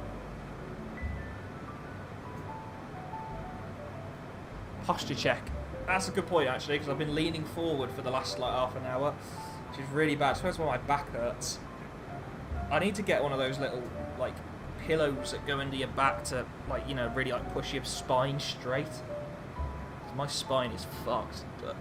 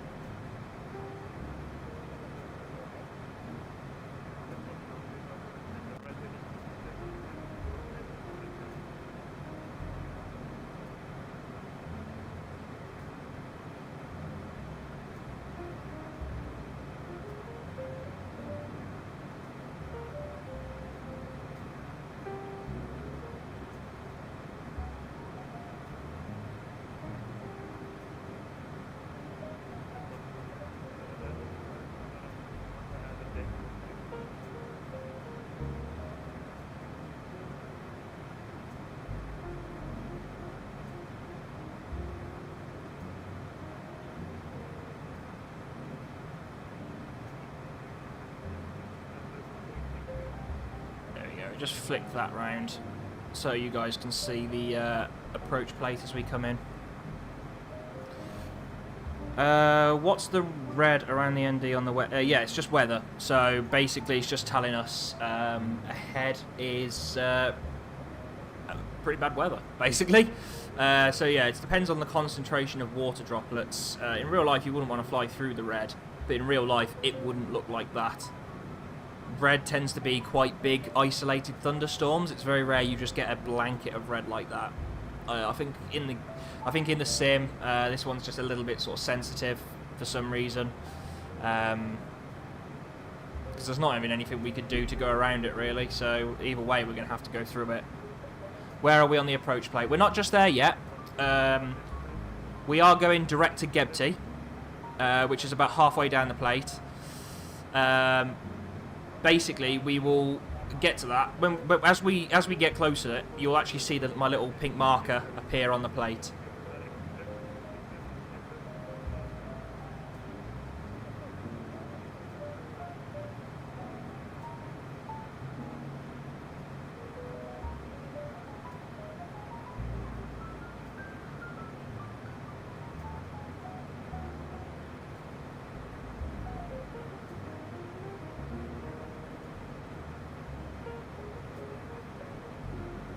If we didn't get the direct to pretty much straight down, like, we wouldn't have been far off where we are now anyway, to be honest. Our route was pretty straight down anyway. It's basically removed a few waypoints for us. We're not that far off the same track we would have been.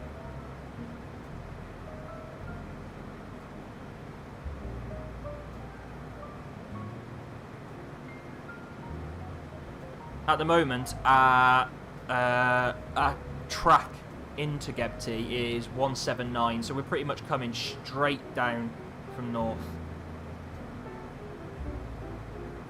What waypoints did we bypass? Off the top of my head, quite a few really. I mean, where were we? Lisbon, Pezel, Genro. We've skipped most of the arrival. So rather than going through, we're not actually going to be doing the Genro 6 Alpha. We're going straight down to Gebti, not Genro, sorry.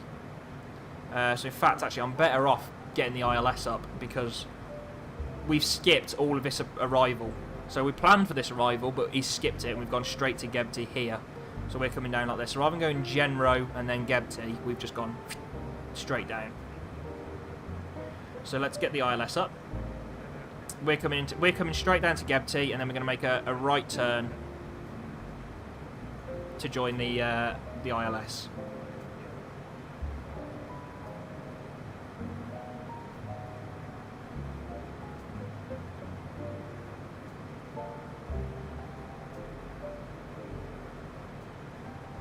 Oh, we're starting to see a little bit of ground now, I believe. I could just see just through there. We're getting there.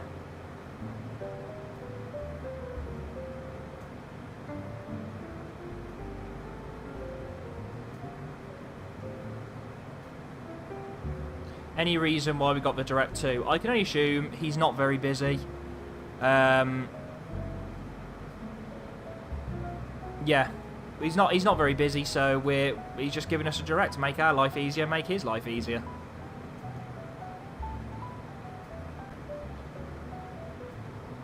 The ILS will have you touchdown at 1,000-foot markers. It should. In real life, it would. How accurate the game is, we'll see.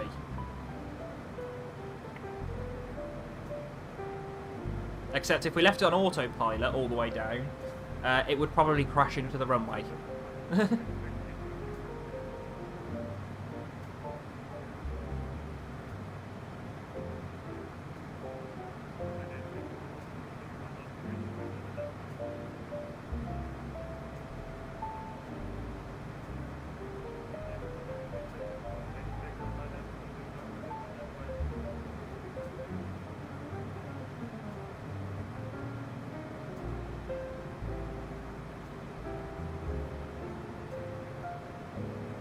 I believe so, yeah. I think you're right there.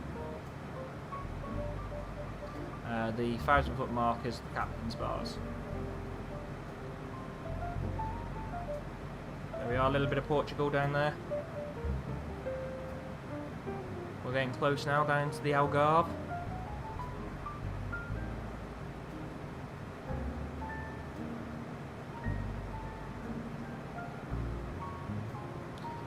in real life it would have you touch down there. It depends. So theoretically, yes.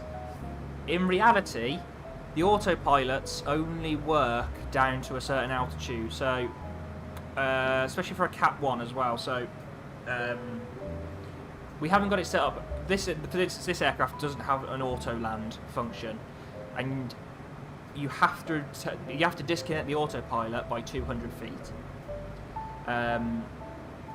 Would it keep flying? Maybe. The idea is below 200 feet, there is a potential it could lose the glide path and go a bit nuts and not really know what it's doing.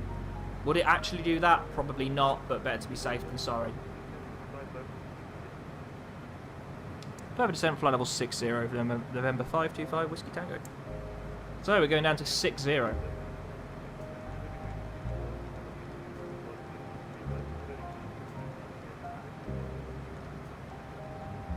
So 60 is set and confirmed.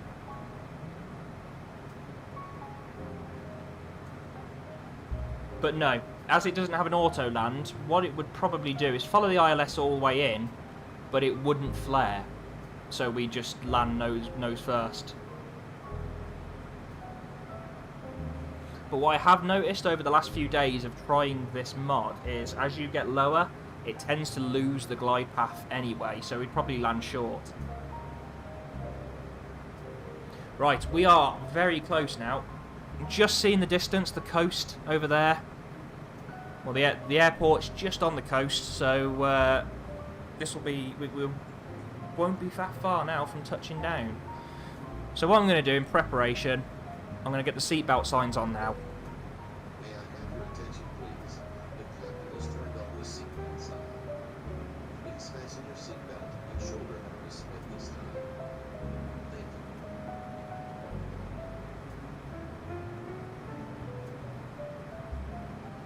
There we go. Look, we're coming out of that cloud.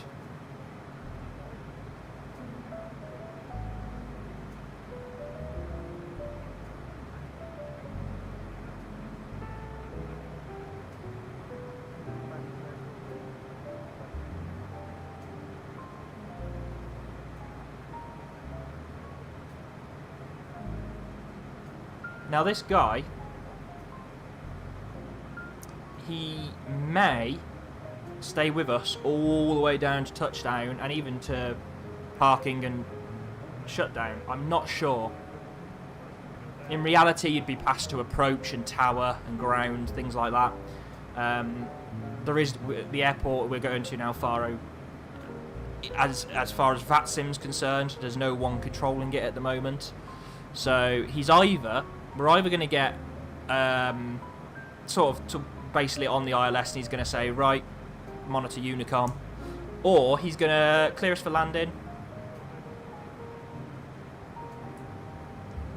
A firm, November 525 Whiskey Tango.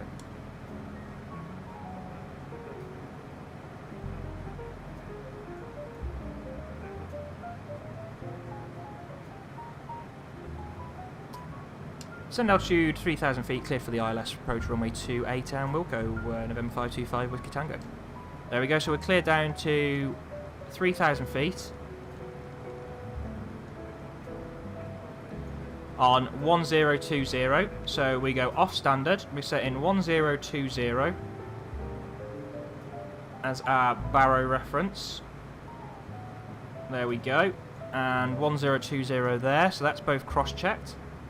We're cleared now for the ILS. We're not cleared to land, but we're cleared now to start our approach, to actually join the ILS.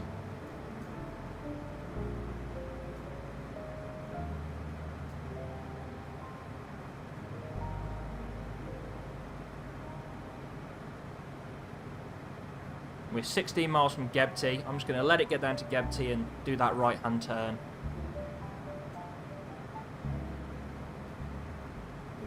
As we get closer to EGBB, I'll begin to slow down to about 200 knots, and then from EGBB we'll get 15 degrees of flap. Once we get below 200 knots, I'll get 15 degrees of flaps out.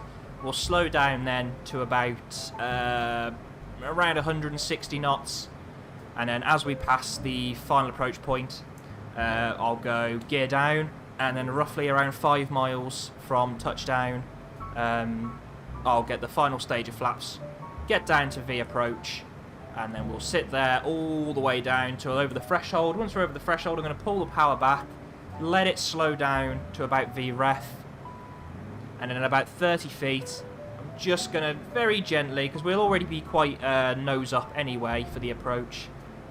This aircraft basically lands, like it basically comes down in a landing position. So essentially what I'll do is I'll just gently hold the nose off the ground and just let it touch down, and we'll see how it goes. Hopefully my landing goes better than that DA62 in New York. Hopefully. This one doesn't tend to drop the nose as much, and I tend to have a little bit more rudder control on this. So yeah, we'll see. We'll wait and see. Hopefully this one goes a little bit better than before.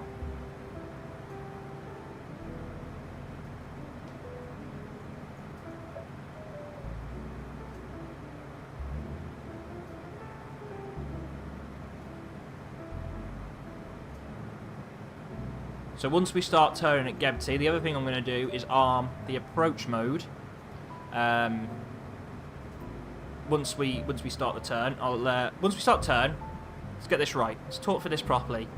Once we start the turn, I'm going to switch the nav from FMS mode to nav 1, which is going to start using the ILS itself for positioning.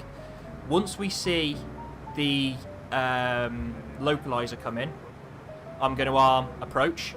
That's going to arm the glide slope. Once we capture the glide slope, it will switch to that, and then we can set our go around altitude, our missed approach altitude.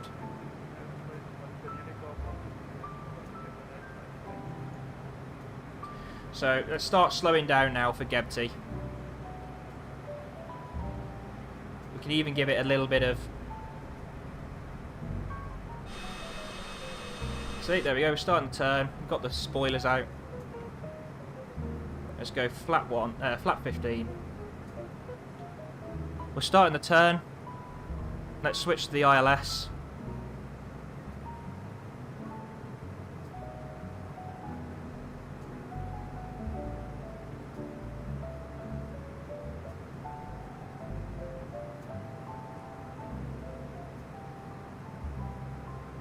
Let's bring this chart in a little bit so you can see better.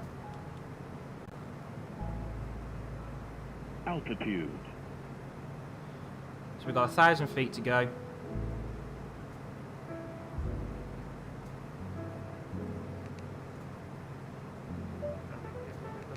Don't know why it switched back to nav. We want it on ILS, not nav. I must have hit the wrong button there, but there we go. And there, as we're coming in, is the Algarve down here. Coming into Faro. So told you, this is an absolute gorgeous approach. Coming over the water, over the marinas. I'm just going to wait for this to come in, and then I'll call him to say, yep, we're established. You can see it's holding us on the glide path anyway.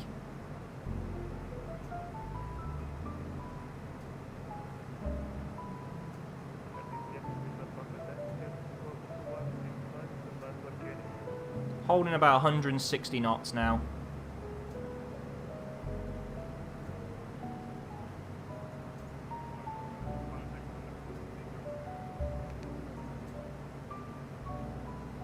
There we go, it's caught the glide slope. Let's give him a call. Get the gear down. A little bit early to get the gear down, but we're a little bit high, so I'm just helping it get down a little bit. Adding a bit more drag.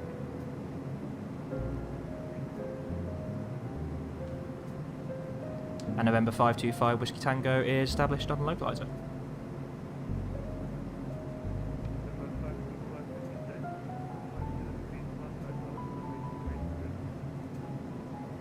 Clear to land, runway 28, November 525 Whiskey Tango. Lovely, so the wind was 250, so it's coming from the left a little bit. We've put the landing light on. We are clear to land. We've got the glide path now. We're following that. The speed's coming back. Let's have a look. Where are we? So, missed approach altitude is 3,000 feet. We've got 3,000 feet set.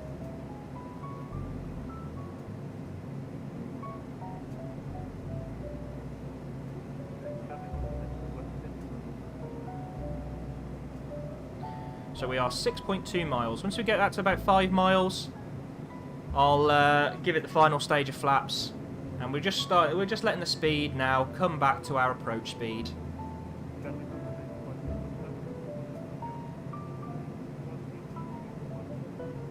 Autopilot. We'll also go manual flight as well now. So we've disconnected the autopilot because for some reason it's sitting a little bit below the path. I'm not happy with that at all.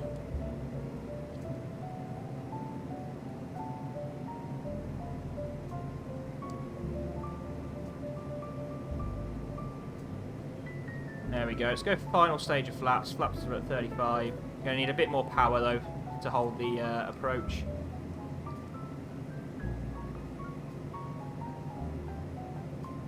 We're still sitting a little bit below the path. I'm not happy with that, but we're going to carry on. It's coming back slowly.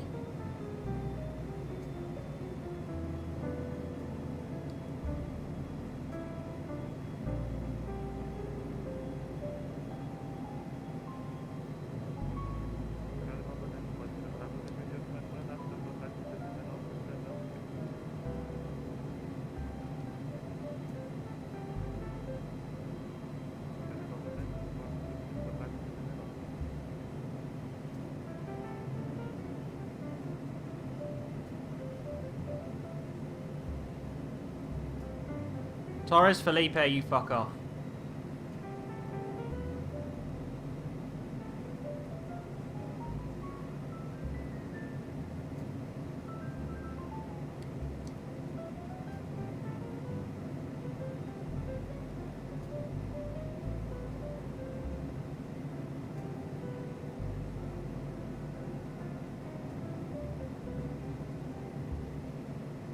So I'm constantly now, I'm looking at my instruments, I'm making sure I'm on the glide path, I'm checking my speed, and then I'm looking out the window just to make sure, basically I've got 2 whites, 2 reds. You can see I'm getting a little bit below the path. Let's pull that back a little bit.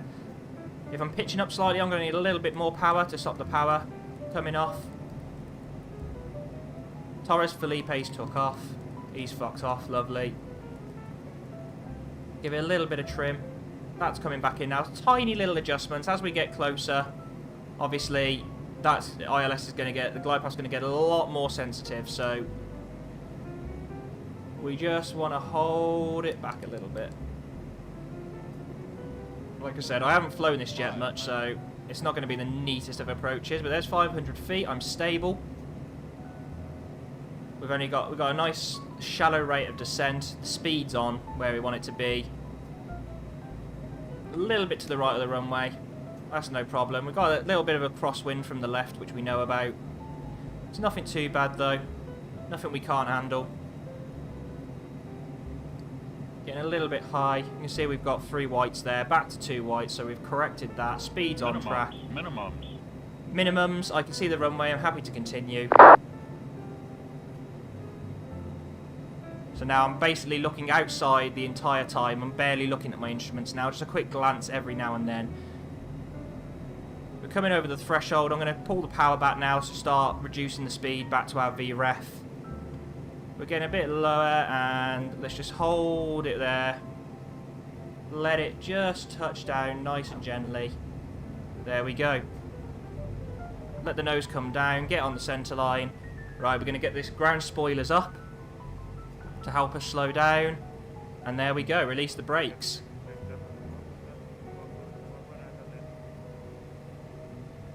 So we've said where we were going to vacate from.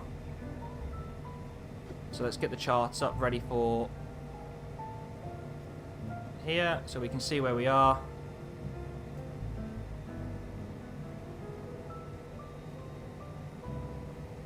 Told you we're going to have to vacate at Foxtrot because unfortunately we didn't land. Obviously we weren't going to make Charlie 1. So we knew we were going to have to vacate Foxtrot. We've landed nice and early though, so we've got plenty of time till we get to Foxtrot.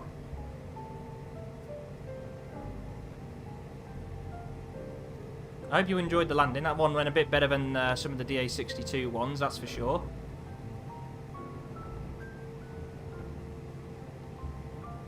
Nice and slowly, just taxi off the runway. Once we get to the other side of the holding point, I'm going to come to a complete stop and put the parking brake on to do my after landing checklist. Again, we're single pilot, so we don't do that on the move.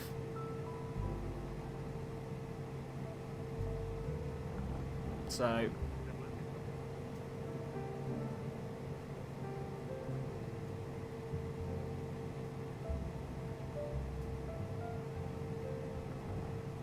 there we go, it's come to a complete stop. Parking brake on. Right, let's get the checklist up. Come on. Okay, so yeah, we did the landing checklist. We didn't do a go around. Right, after landing, speed brakes 0%. Those go back to 0%. Flaps to 0. Put the flaps up. Heatostatic heat buttons off. Ice protection systems off as required. They're all off. Radar standby. We don't want to risk giving anyone radar radiation poisoning. So, again, it wouldn't actually give them anything. But, you know, it's like... people panic. Exterior lights as required.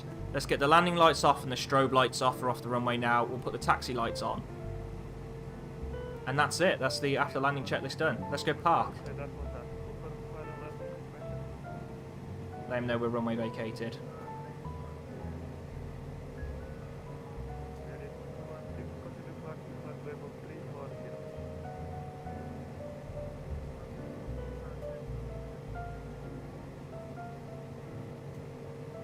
November 525 Whiskey Tango, runway vacated.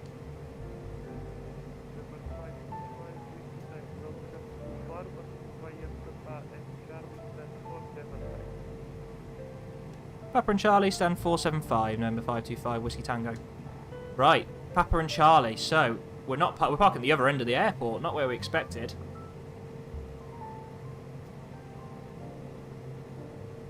So there's Alpha. Annoyingly, we don't get to park outside the nice cafe, but never mind. I'll have to go for a run to get me past El Donatas.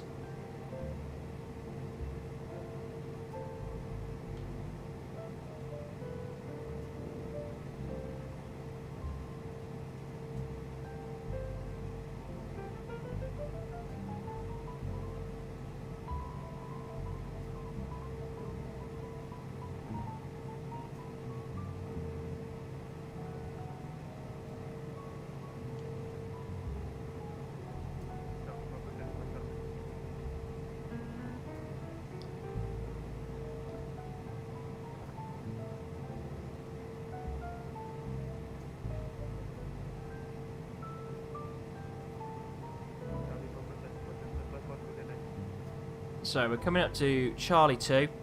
We'll switch now to this chart here. Stand 475. Where is 475? So it's right down the other end, near Delta.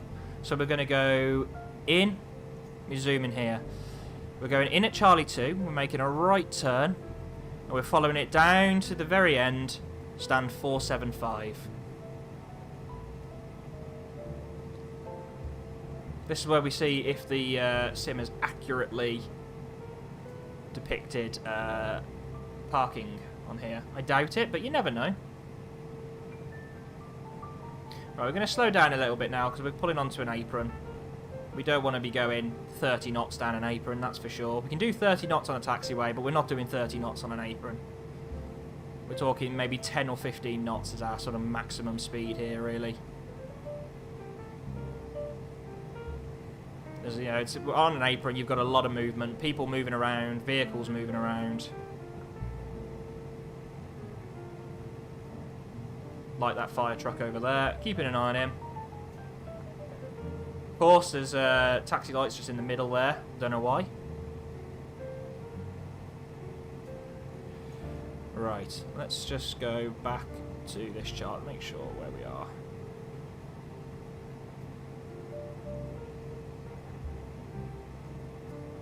But there's someone in 475. That's annoying.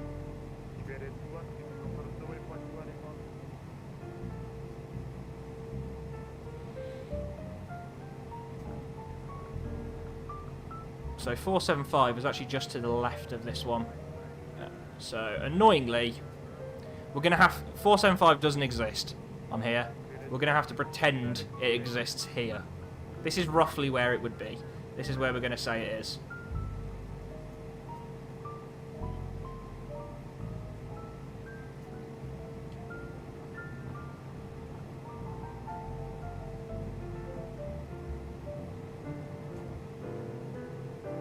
There we are. Let's get the parking brake on. And let's get this thing shut down. So, we can turn the taxi light off. We don't need that anymore. Emergency lights, we'd switch to off. Flight display, standby flight display we would turn to off. We can't touch those. We can turn the avionics off. And we go, okay, all's good. We turn off anything else that we need to, any lights, electrical, stuff like that. And then we can now shut both engines down. We'll get rid of that page. I'm going to wait till the M1 drops below about 10%, which it does. I'm going to turn the beacon off, seatbelt signs off, turn these warning lights off. And there we go. We're going to leave the battery and the nav lights on. But there we go. Welcome to Faro. Tell you what, let's get a nice final view to fall on.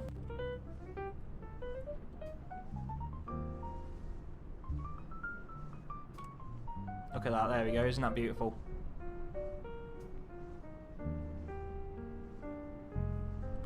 Welcome to Faro Airport. Right, questions, let's go through. What if you left it on FMS? So normally you would. Normally you'd leave it on FMS, but when you hit approach, it would automatically override to using the actual ILS as opposed to following the GPS down. Unfortunately, there's just a quirk of the mod that I'm using that you have to manually set manually set the nav 1. Don't know why, but it's one of them. I'm sure they'll fix it in one of the next updates. But we'll see.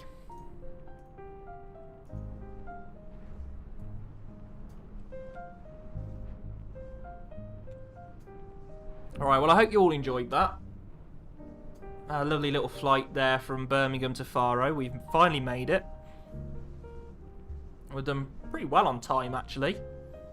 I didn't completely fuck up using VATSIM, which was nice.